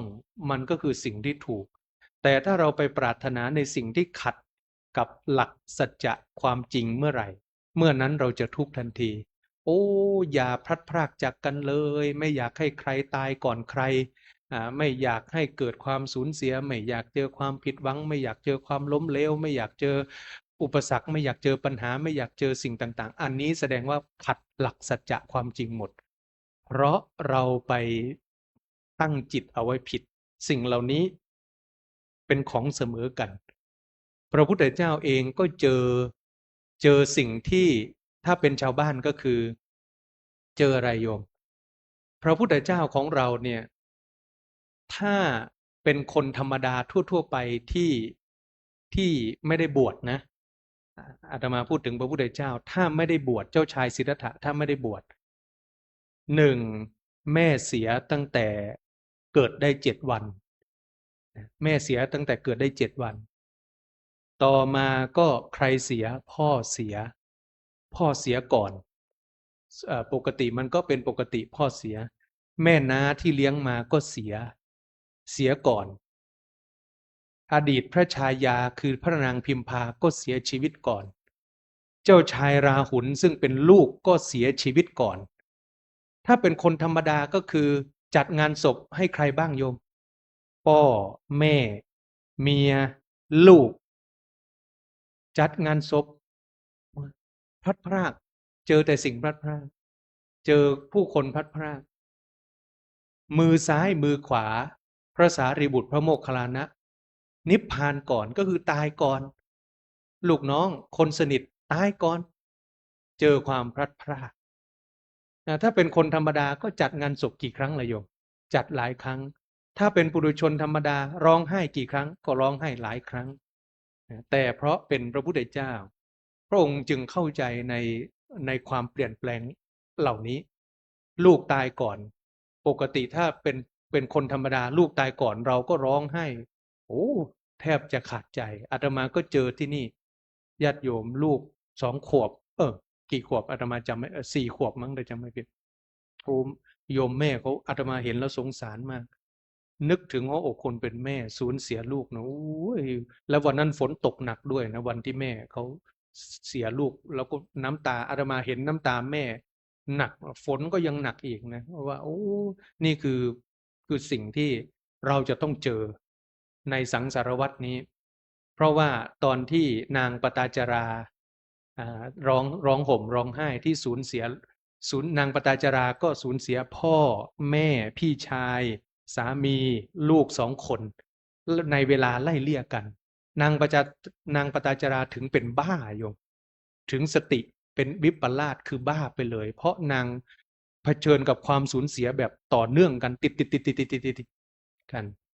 นางก็เลยวิปลาสไปเลยแล้วจนกระทั่งมาเจอพระพุทธเจ้าแล้วตอนหลังพอสตินางกลับมาพระพุทธเจ้าก็เลยตรัสว่าน้ำในมหาสมุทรทั้ง4ยังน้อยกว่าน้ำตาของเธอที่ร้องห่มร้องไห้เมื่อมีการพลัดพรากสูญเสียตลอดสังสารวัฏเนี่ยน้ำตาของเธอมากกว่ามหาสมุทรอีกนะโยมแสดงว่าร้องไห้มากี่ครั้งอันนี้คือสิ่งแต่ทีนี้ถ้าร้องไห้แบบมันเกิดขึ้นโดยอัตโนมัติโดยที่เราพิจารณาการร้องไห้เราไม่ได้ทุกข์ไปกับการร้องไห้แต่มันเกิดของมันเองอันนี้ก็เป็นอีกแบบหนึ่งนะเดี๋ยวอาตมาจะบอกว่าโอ้ท่านสรุปเราห้ามการร้องไห้ได้หรือห้ามไม่ได้โยมการร้องไห้มันเป็น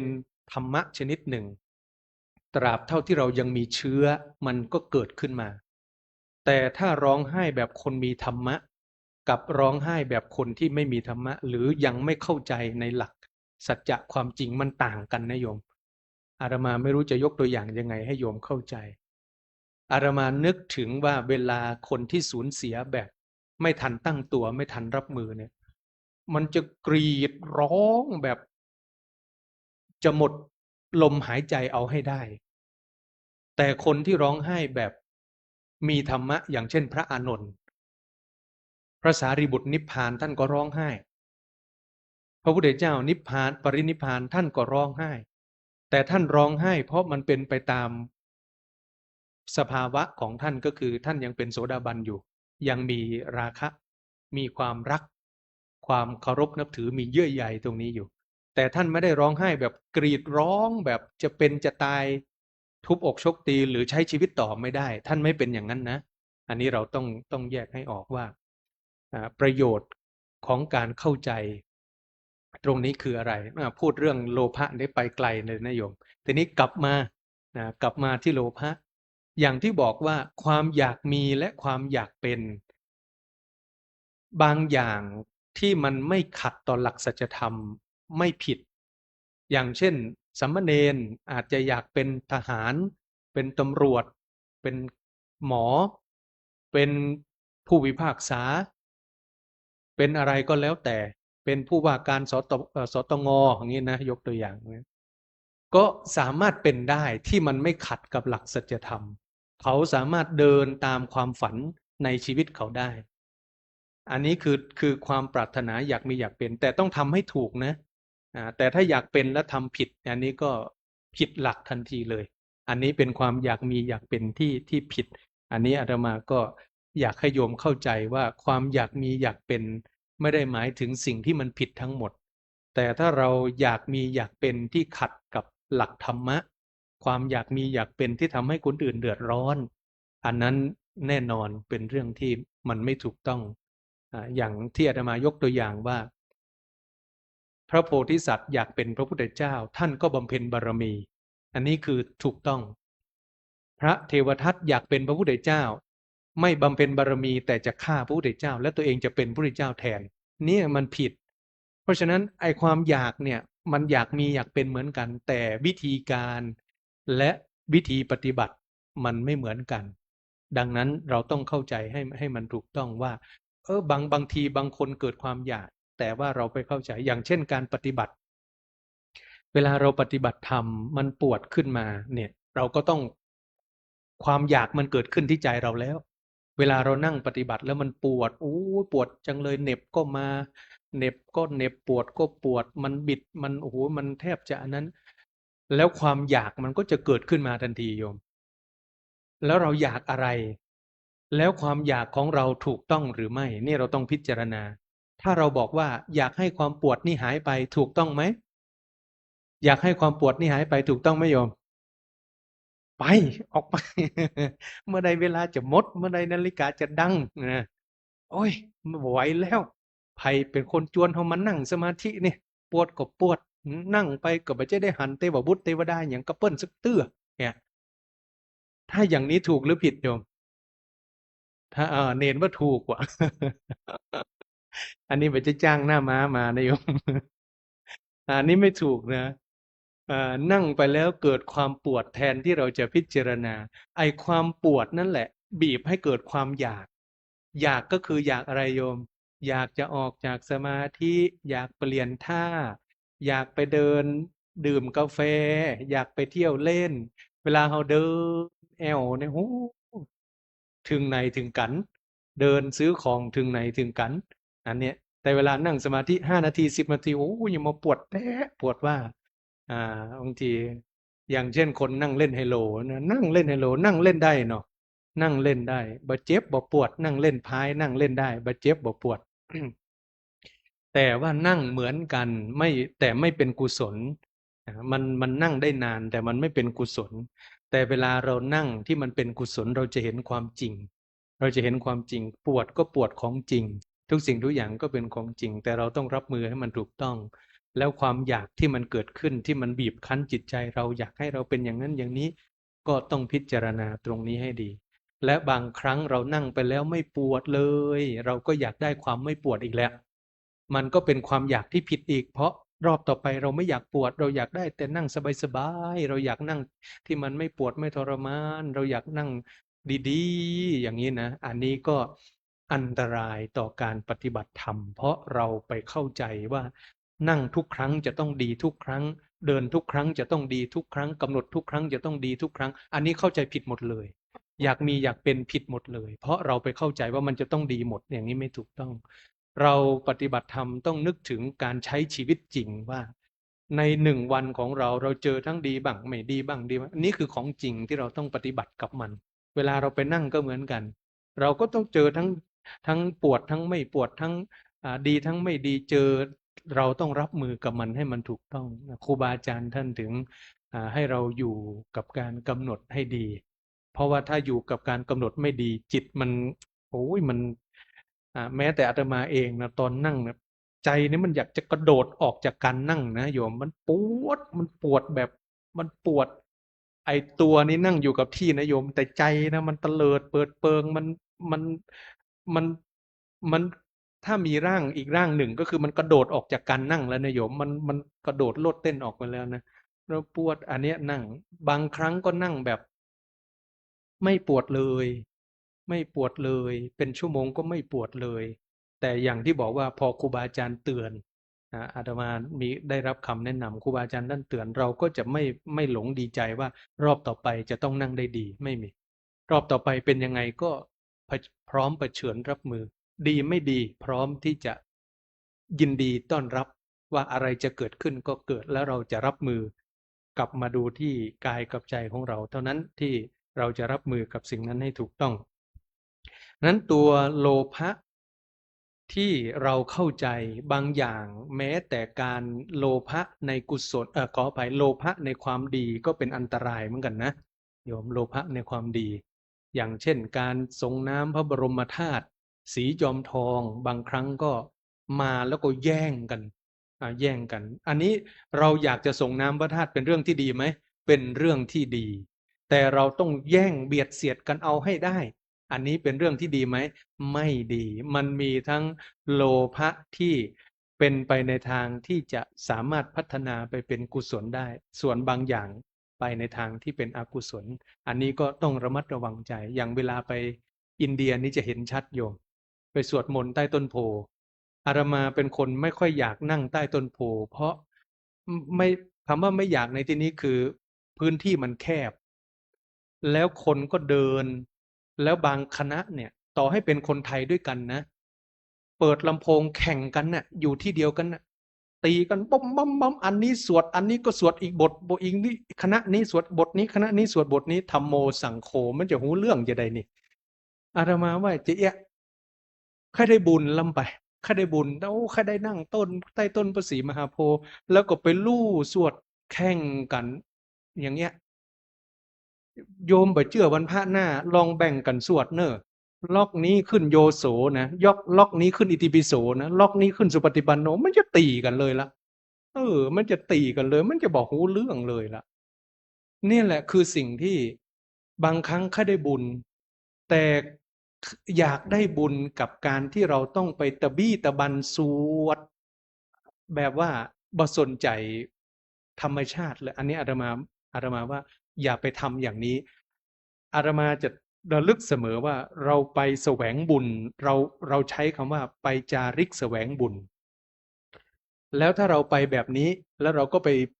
ไม่พอใจกันต่อให้เรานั่งสวดไปแต่เราไม่พอใจกันเนี่ยถามว่าโยมได้อะไรได้บาปเพราะอากุศลเกิด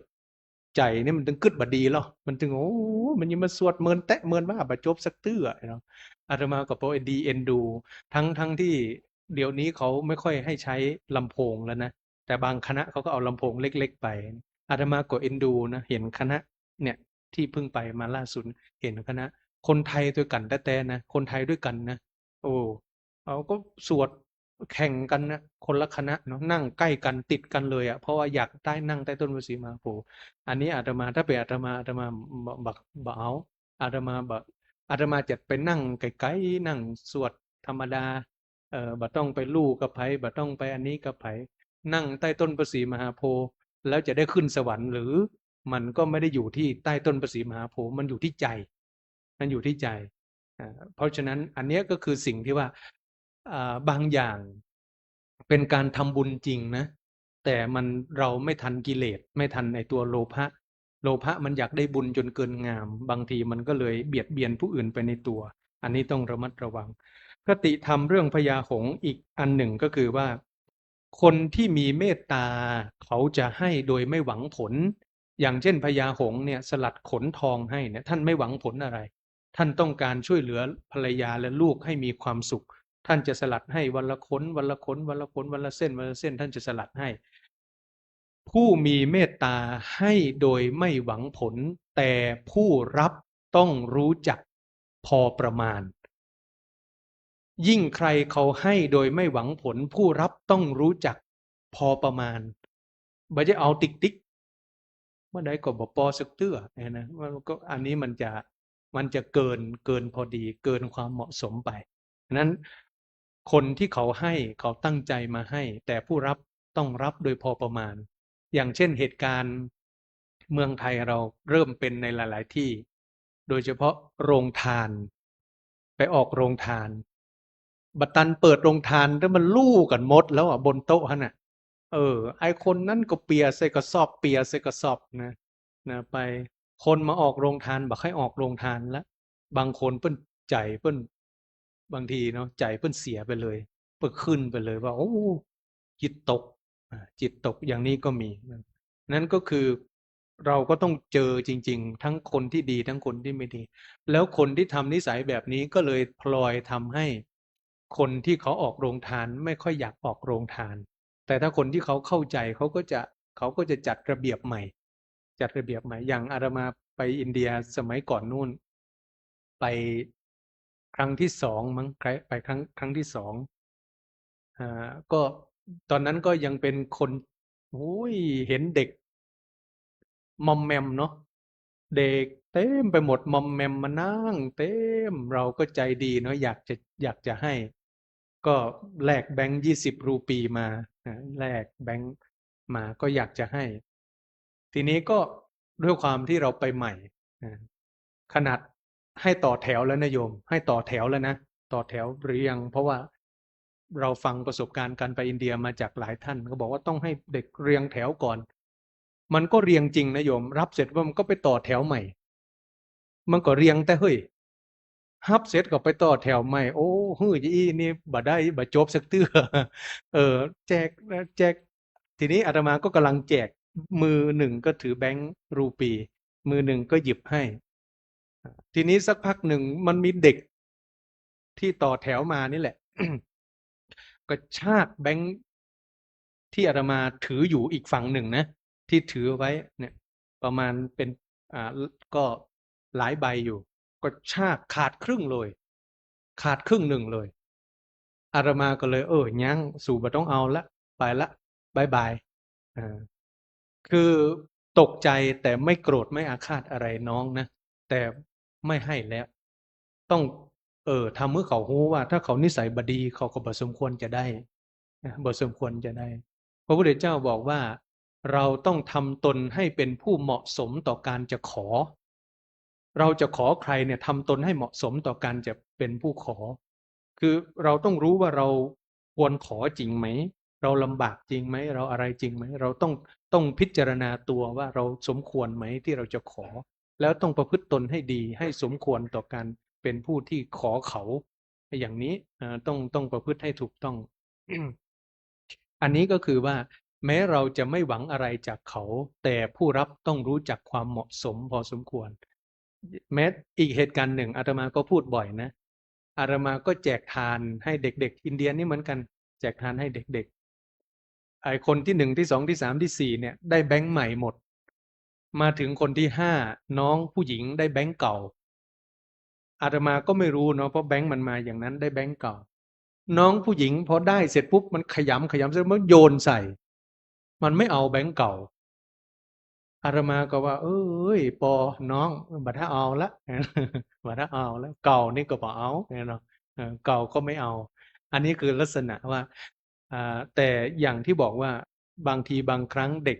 ก็อาจจะอยากได้เกินไป หรืออาจจะอะไรในมุมของเด็กก็อาจจะมีอยู่ แต่ทั้งนี้ทั้งนั้นผู้ให้ต้องรักษาใจเอาไว้ให้ดีอาตมาไม่ถือโทษโกรธเด็ก แต่ว่าต่อไปถ้าเราจะให้ต้องพิจารณาให้ดีให้ถี่ถ้วนเนาะอันนี้คือสิ่งที่บางครั้งเราก็คนไทยชอบให้ บางครั้งก็เลยทำให้เด็กนิสัยเสีย หมายถึงว่าเด็กที่เราไปสี่สังเวยเนี่ยมันไม่ไปเรียนโยม เด็กๆไม่ไปเรียน พอเห็นทัวร์ไทยเห็นคณะไทยปุ๊บเห็นรถทัวร์ไทยปุ๊บวิ่งไปรอไม่ไปโรงเรียนแล้ว เพราะว่าทัวร์ไทยชอบแจกชอบให้ชอบให้พอไปรอบนี้ก็เลยแม่อาตมาก็เลยแทบจะไม่ได้ให้เลยนะโยมนะให้บ้างเป็นบางคนที่มันพิจารณาดูแล้วน่าสมเหตุสมผลบางคนนี่มานั่งสวดมนต์ด้วย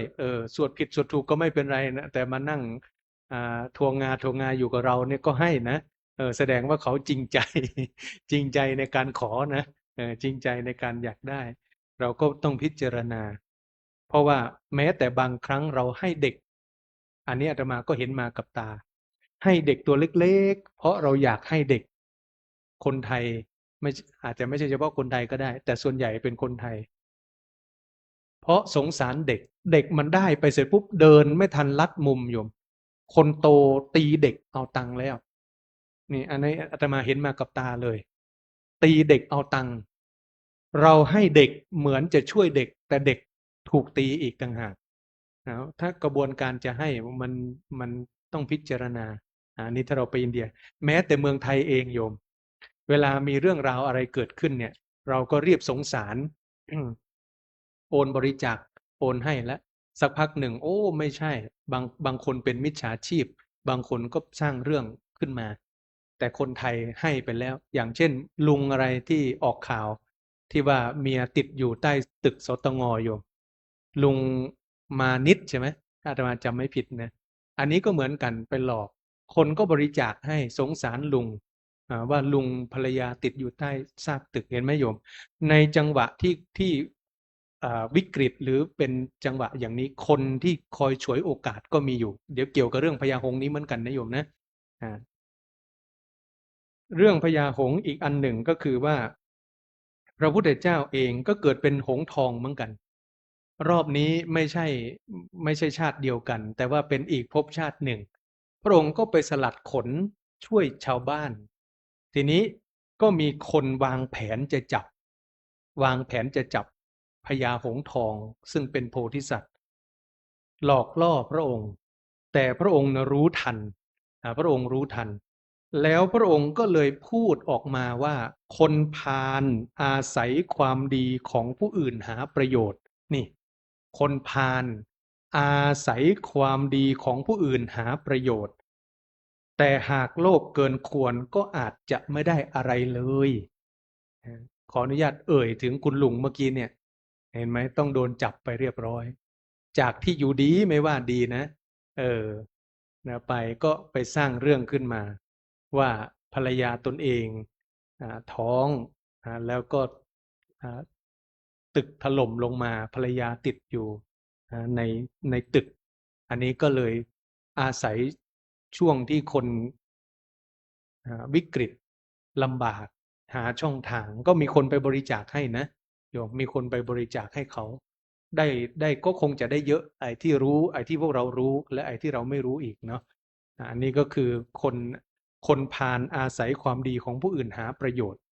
อาศัยความจิตใจดีของผู้คนหาผลประโยชน์เข้าตัวเองนี่คือลักษณะของคนพาล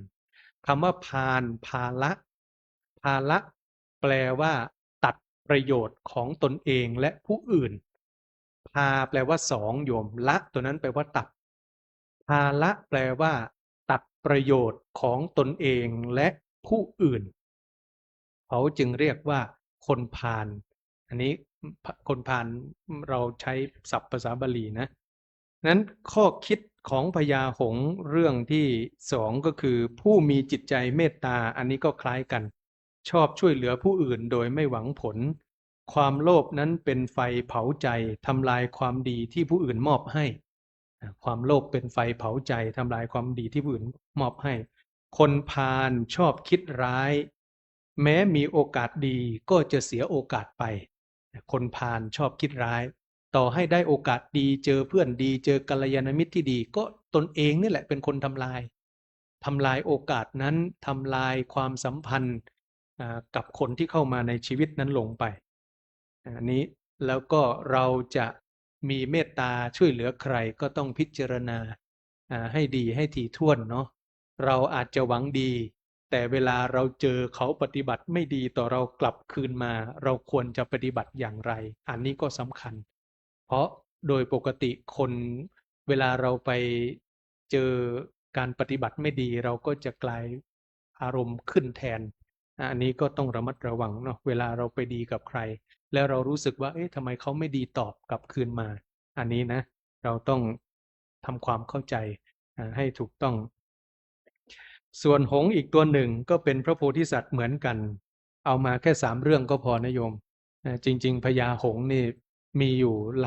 ลายเรื่องในพระไตรปิฎกเนาะแต่ว่าเอามาแค่3เรื่องก็พอแล้วหงส์อีกตัวหนึ่งก็คือเป็นหัวหน้าพระโพธิสัตว์เกิดเป็นพญาหงส์เป็นหัวหน้าหงส์ลูกน้องนี่ไปติดบ่วงนายพรานแต่ว่าพระโพธิสัตว์ในฐานะเป็นหัวหน้าก็ไม่ยอมทิ้งลูกน้องไม่ยอมทิ้งบริวารบอกนายพรานว่าท่านจับ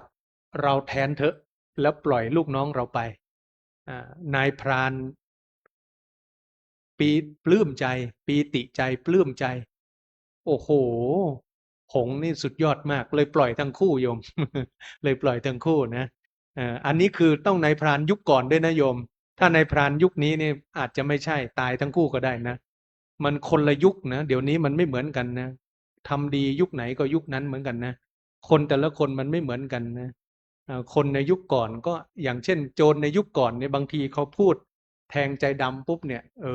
มันกลับตัวกลับใจนะทุกวันนี้ถ้าไม่มีหลักฐานยืนยันจะไม่มีกล้อง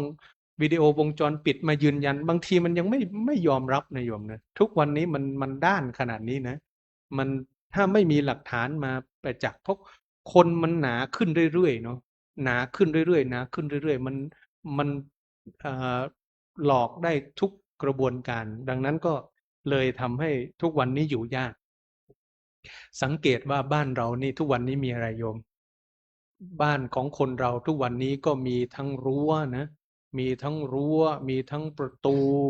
มีสุนัขเฝ้าบ้าน มีกล้องวงจรปิด มีเครื่องสัญญาณการขโมย มีโอ้โหสารพัดหนักหน่วงมาก การที่มันมีพวกนี้เยอะๆแสดงว่าจิตใจคน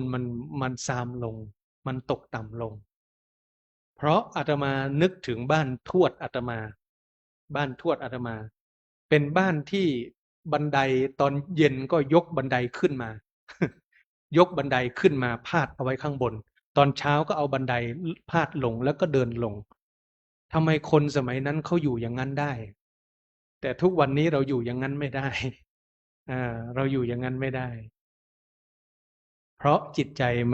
มันเสื่อมทรามลง อันนี้ก็พญาหงส์กลับมาที่พญาหงส์นะพญาหงส์นี่ยอม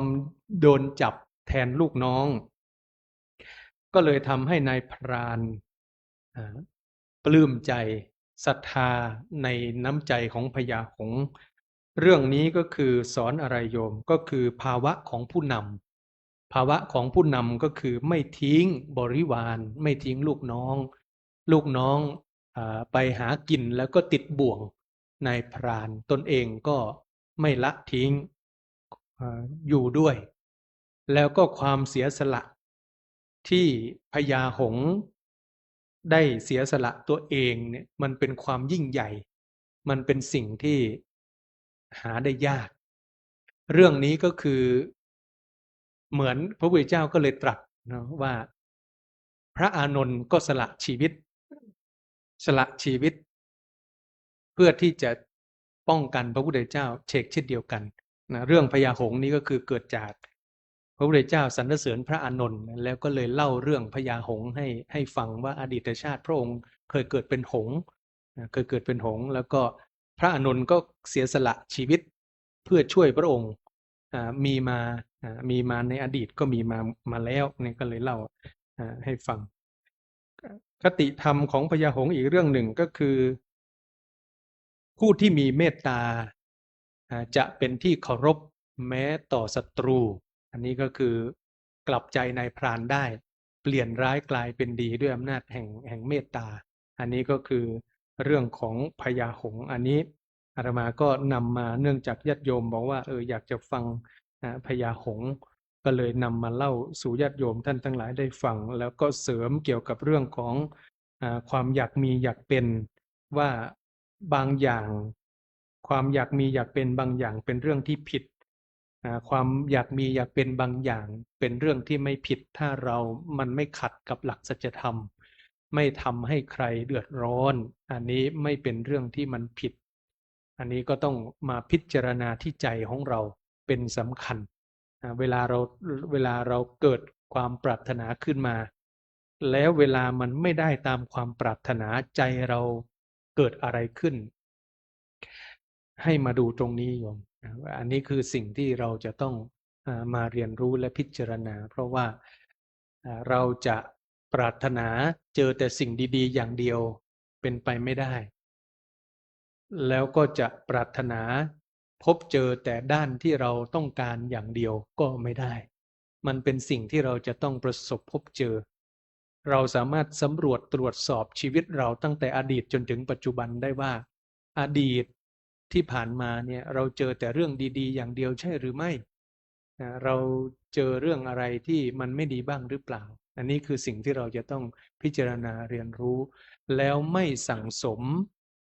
โลภะโทสะโมหะเติมลงไปในจิตใจของเราถ้าเราค่อยๆถอน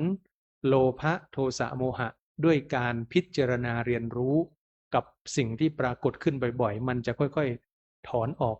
กแล้วเราก็จะเปลี่ยนแปลงจากที่เคยโลภก็จะลดลงโลภมากๆก็จะค่อยล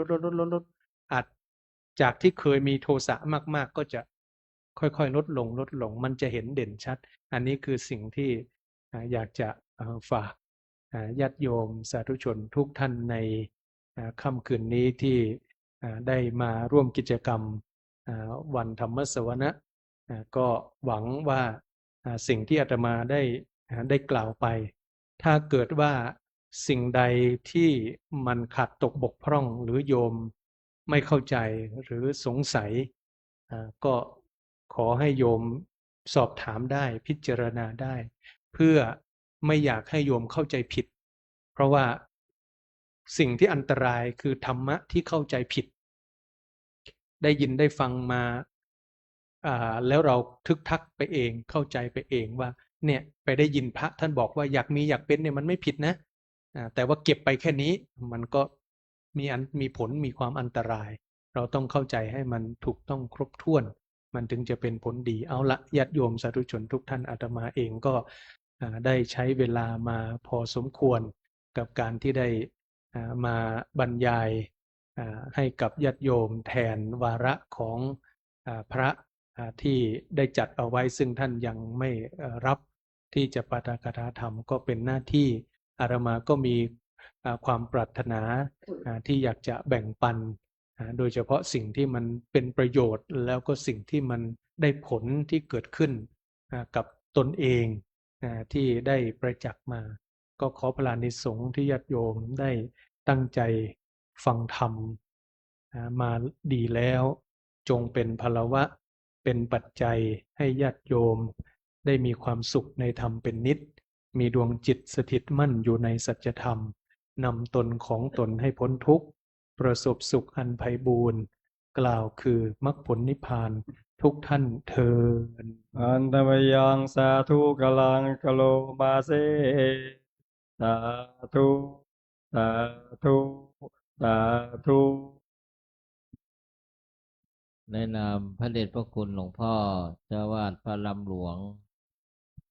พร้อมด้วยพระภิกษุสามเณรญาติโยมอุบาสกอุบาสิกาแม่ชีก็ขอขอบคุณอนุโมทนาท่านอาจารย์พระมหาธนวัฒน์ที่ได้ให้ธรรมะเป็นทานกับญาติโยมนะ วันนี้เรื่องหงส์ทองท่านขยายได้2-3 ตอนเลยนะหงส์ทองเลยพอมาอยู่เมืองไทยเนี่ยมันไม่ใช่หงส์แต่กลายเป็นหงส์สมัยก่อนหงส์ที่อยู่ในขวดหงส์ทองนะแต่อาตมาบวชตั้งแต่อายุ14ยังไม่เคยชิมหงส์ทองสักทีเหมือนกันนะกับหลวงพ่อเหมือนกันเพียงแต่ว่าเห็นโฆษณานะคือคนไทยนี่นะโยมมันแปลกมีความสามารถอย่างเปาบุญจิ้นผู้ซื่อสัตย์เอามาทำเป็นผงซักฟอก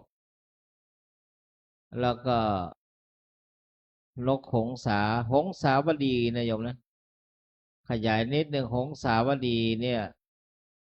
เมืองเก่าเนี่ยของมอญนะคือชนชาติมอญเนี่ย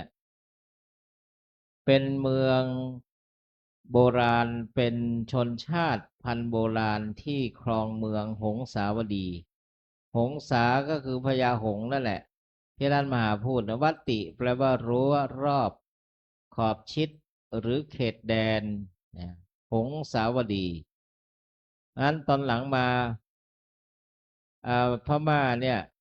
มาจากนู่นมาจากทิเบตลงมาครอบครองเมืองหงสาวดีพญากษัตริย์ของม่านพญาของพม่าเนี่ยมาครอบครอง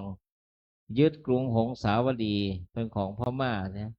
ชนชาติมอญเนี่ยไม่มีประเทศเป็นของตนอยู่ตามตะเข็บชายแดนที่เมืองกาญจนบุรีเนี่ย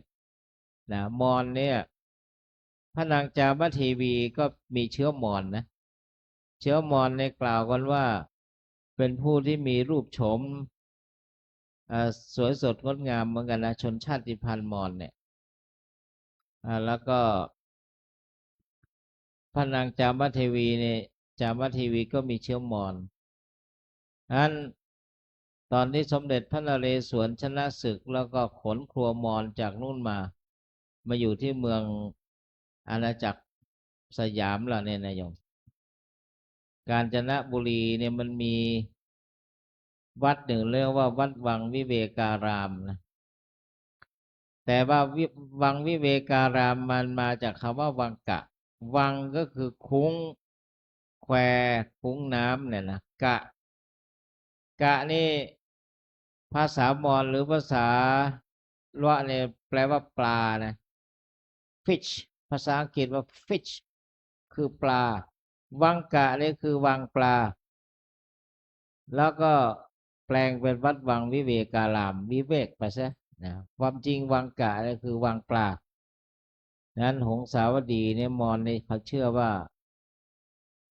เขามาจากกำเนิดมาจากหงส์เป็นพญาหงส์นะอันนี้เรื่องหงส์นะซึ่งอาจจะนอกประเด็นบ้างนะนู่นไปเลยหงสาวดีเลยเนี่ยมันดาเลนี่ก็หนักหน่วงอยู่นะรอยเลื่อนที่พูดเมื่อเช้าเนี่ยไทยนี่ก็เมื่อกี้เจออีกประมาณ14-15 รายผู้ล่วงลับเสียชีวิตที่สตง.เมื่อก่อนนั้นสตง.ตรวจคนอื่นตรวจขนุนนี่นั่น7-8 บาทอำนาจบาดใหญ่ต้องบัญชีครูไม่เป็นอันกินอันสอนต้องให้สตง.มาตรวจโอ้เดี๋ยวนี้ตึกสตง.ถล่มเพราะว่าวัสดุมันลดสเปคไม่ได้มาตรฐานอันนี้ก็ว่ากันไป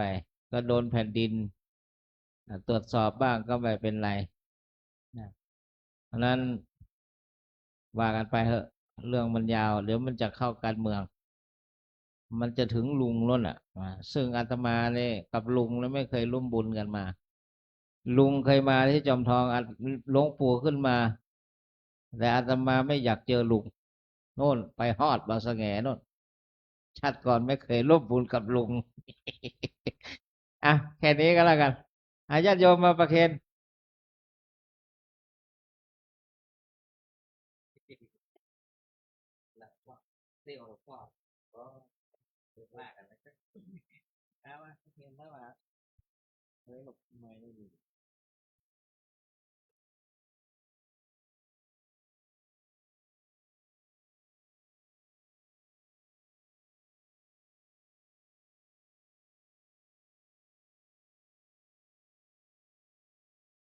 อิจิตังปฏิตังตุมหังคิปะเมวะสมิจฉตุสัพเพปุเรนตุสังกปาจันโทปนรสโสยะถามณิโชติรสโสยะถาสัพพิติโยวิวัชชันตุสัพพะโรโควินัสตุมาเตภวัตวันตรายโยสุขีติกายุโกภวะอภิวาทนาสีลิสนิจจังพุทธาปจายโนจัตตารโอธรรมาวัฏันติอายุวันโนสุขังภะลังสาธุสาธุ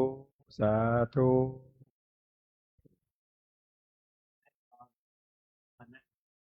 นับหลวงพ่อแค่พ่อโลกาเลย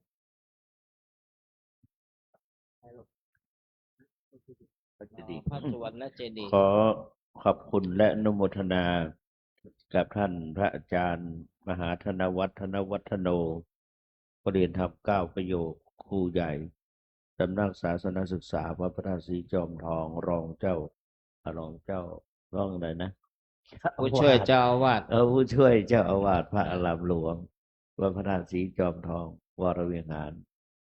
แล้วก็เป็น ผู้ช่วยนะก็บริจาคกันบูชาเทศบูชาธรรมของท่านเพื่อสร้างองค์พระเจดีย์บูรณะองค์พระเจดีย์วันนี้ท่านเจ้าคุณอมราบอกว่าเทวดาช่วยล้างเจดีย์ให้สดสวยงดงามไม่มีขี้ฝุ่นละเราจะยอมรับปอนน้ำปนะสัพพะโลกเวเนโมโตสัพพะสันตาภวะจิตโตสัพพะเวรมติกัตโตโพโตจตุวังภวะสัพเพติโยวิวัชชันตุสัพพะโรโควินาศตุมาเตภวัตวันตรายโยสุขิเทกายุโกวะปิวัฏนาเสเลสเนจังวุฒาปัจจายโนรธรรมวั ตันติอายุวันโนสุขังพลัง สาธุสาธุ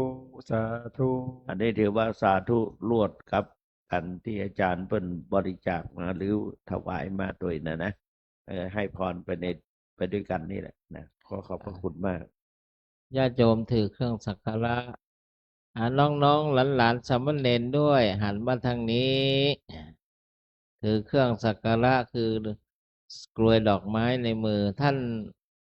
พงศิษฐ์นิมนต์นำ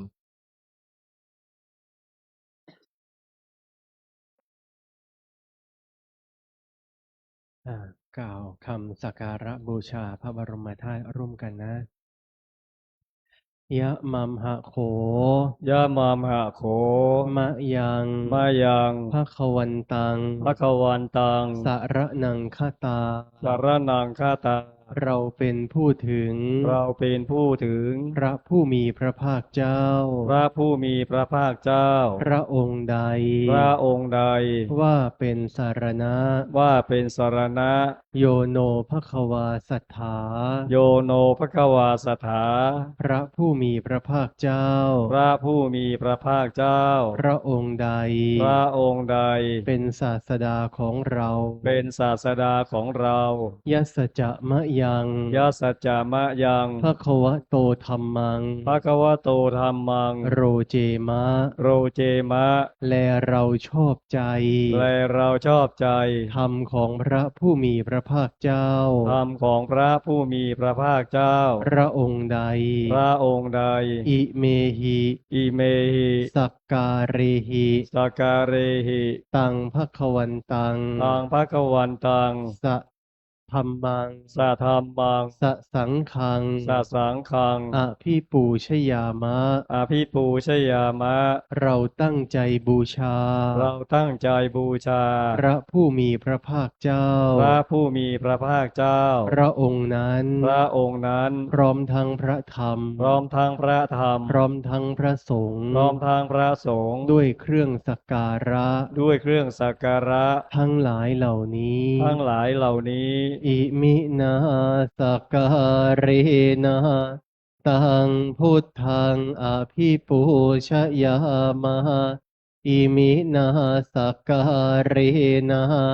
ตังธัมมังอภิปูชยามะอิมินาสักการเนะตังสังฆังอภิปูชยามะ อะระหังสัมมาสัมพุทโธภะคะวาพุทธังภะคะวันตังอภิวาเทมิ สวากขาโตภะคะวะตาธัมโมธัมมังนะมัสสามิ สุปฏิปันโนภะคะวะโตสาวกสังโฆสังฆังนะมามิหันธรรมยังพุทธัสสะภะคะวะโตปุปภาคณมการังกะโรมะเสนะโมตัสสะภะคะวะโตอะระหะโตสัมมาสัมพุทธัสสะนะโมตัสสะภะคะวะโตอะระหะโตสัมมาสัมพุทธัสสะนะภะคะวะโตอะระหะโตสัมมาสัมพุทธัสสะหันธรรมยังพุทธานุสตินะยังกะโรมะเสอิติปิโสภะคะวะอะระหังสัมมาสัมพุทโธ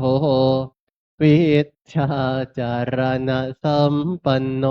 สุขโตโลกาวิทูอนุตตโรปุริสธรรมมัสสารทิสัทธเทวมนุษย์สานังพุทโธภะคะวะ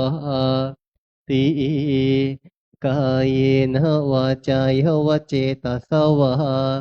พุทเทกุกัมมังปะกตังมยายังพุทโธปฏิคันหะตัวใจหันตังกาลันตะเรสังวาริตุงวะพุทเท หันธรรมยังธรรมานุสตินะยังกะโรมะเสสวาคาโตภะคะวะตาธัมโมสันทิฏฐิโกอากาลิโกเอหิปัสสิโกโอ ปัจจตังเวทิตาโพวินโยหิติกายเนวาจายวจเจตสวาธัมมิกุกัมมังปะกตังมยายังธัมโมปฏิคันหาตัวจยันตังกาลันตาเรสังวาริตุงวะธัมมิหันธรรมยังสังขานุสตินะยังกะโร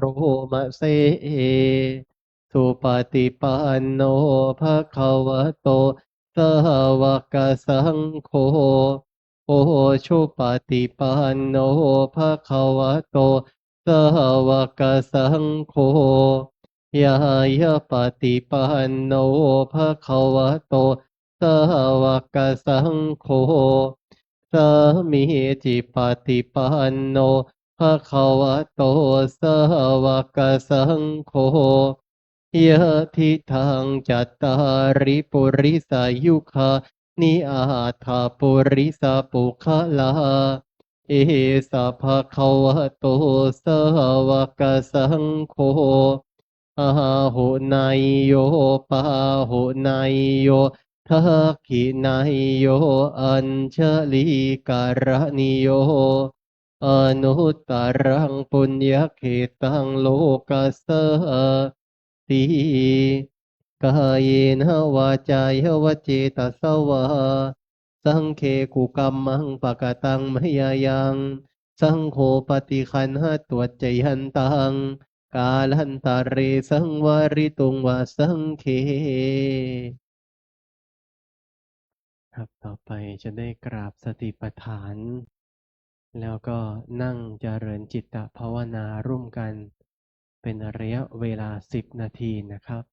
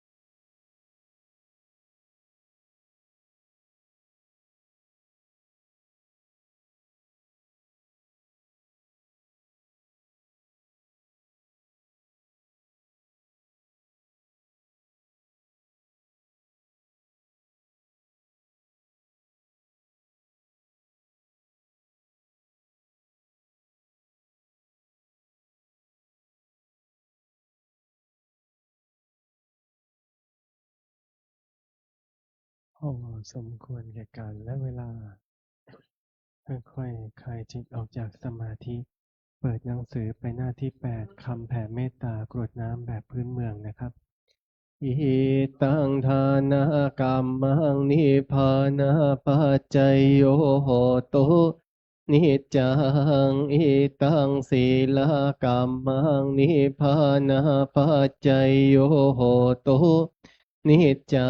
งอิตังภาวนากรรมังนิพพานาปัจจยโยจะกินจิกุสาลังกาตาพังกัมมังสัพเพหิกาเตหิกาตังปุญญังโนอนุโมทันโตโสนันโตสามิงทาเนอาทิคาตาทิขายุกาสัทธาหนตุสัพพะตานังสุขีอัตตานังปริหะพรันโตมาตาปิตาสุขิตาหนโตโทคะ มุจจันโตสัพเพยติกาสุขิตาหนโตโทคะสัพเพอยาติกาสุขิตาหนโตโทคะปะมุจจันโตสัพเพปิสาสัพเพยาคาสัพเพเปตาหนโตโต มุจจันโตสัพเพนะคาตาสุขิตาหนโตโทคะสัพเพเทวะสุขิตาหนโตโทคะปะมุจจันโตสัพเพอาจาริโยปัจจายาโสทุกขปะโมจจันตุสัพพะสัมปตินังสมิชันตุโววันเธมิพุทธังสัพพังมิโทสังฆามทาพันเตวันธามิธัมมังสัพพังมิโทสังทามิพันเตวันธามิสังฆังสัพพังมิโทสัง ทามิพันเตวันทามิโคโรปัจจาจาริเยสัพพังเมสังฆามทามิพันเตวันทามิกรรมฐานังสัพพังเมโทสังฆามทาอารามิพัทธสีมายังสัพพังเมโทสังฆามทา วันธามิเจติยังสัพพังสัพพทานิสุทิตาสาริราธาตุมหาโพธิงพุทธารูปังสกาลังสัทธานาคาโลเกโลเกพระมโลเกชัมพูทีเปลังกาทีเปริราธาตุโยเกสาธาตุโยอะระหันตาธาตุโยเจติยังคันทากุติงจตุราสิติมะขันเทสัพเพสังปะทะเจติยังอะหังวันทามิสัพพะโสกระกระกระ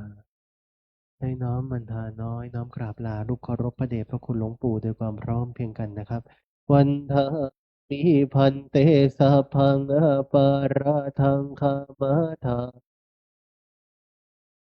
กาตังปุญญังสามินาอนุโมทิตาพังสามินากาตังปุญญังทาตาพังสาธุสาธุอนุโมทังมิกราบกราบกราบน้อมบรรทาน้อยหลวงพ่อเจ้าวาดนะครับวันวิพันเตสัพพังอปาราทังธรรมะมยะสามินาอนุโมทิตาพังสามินากาตังปุญญังไมหังสาธุสา ธุอนุโมทา จัตตารโอธรรมาวัฏันติอายุวันโนสุขังพลัง สาธุสา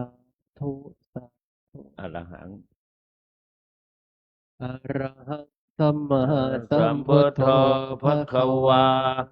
พุทธังภะคะวันตังอภิวาเท สุวาคาโต ภะคะวะตา ธัมโมธัมมังนัม มัสสา สุปฏิปันโน ภะคะวะโตสาว วะ ก กะ สั สั ง ง โฆ โฆ สังฆังนามา มา เอาสถาที่จะลา ท่านที่จะกลับบ้านหรือกอดที่พักนะครับกล่าวคำลาพระสงฆ์พร้อมกันนะครับ อันทธานิมายังพันเตปาจามะ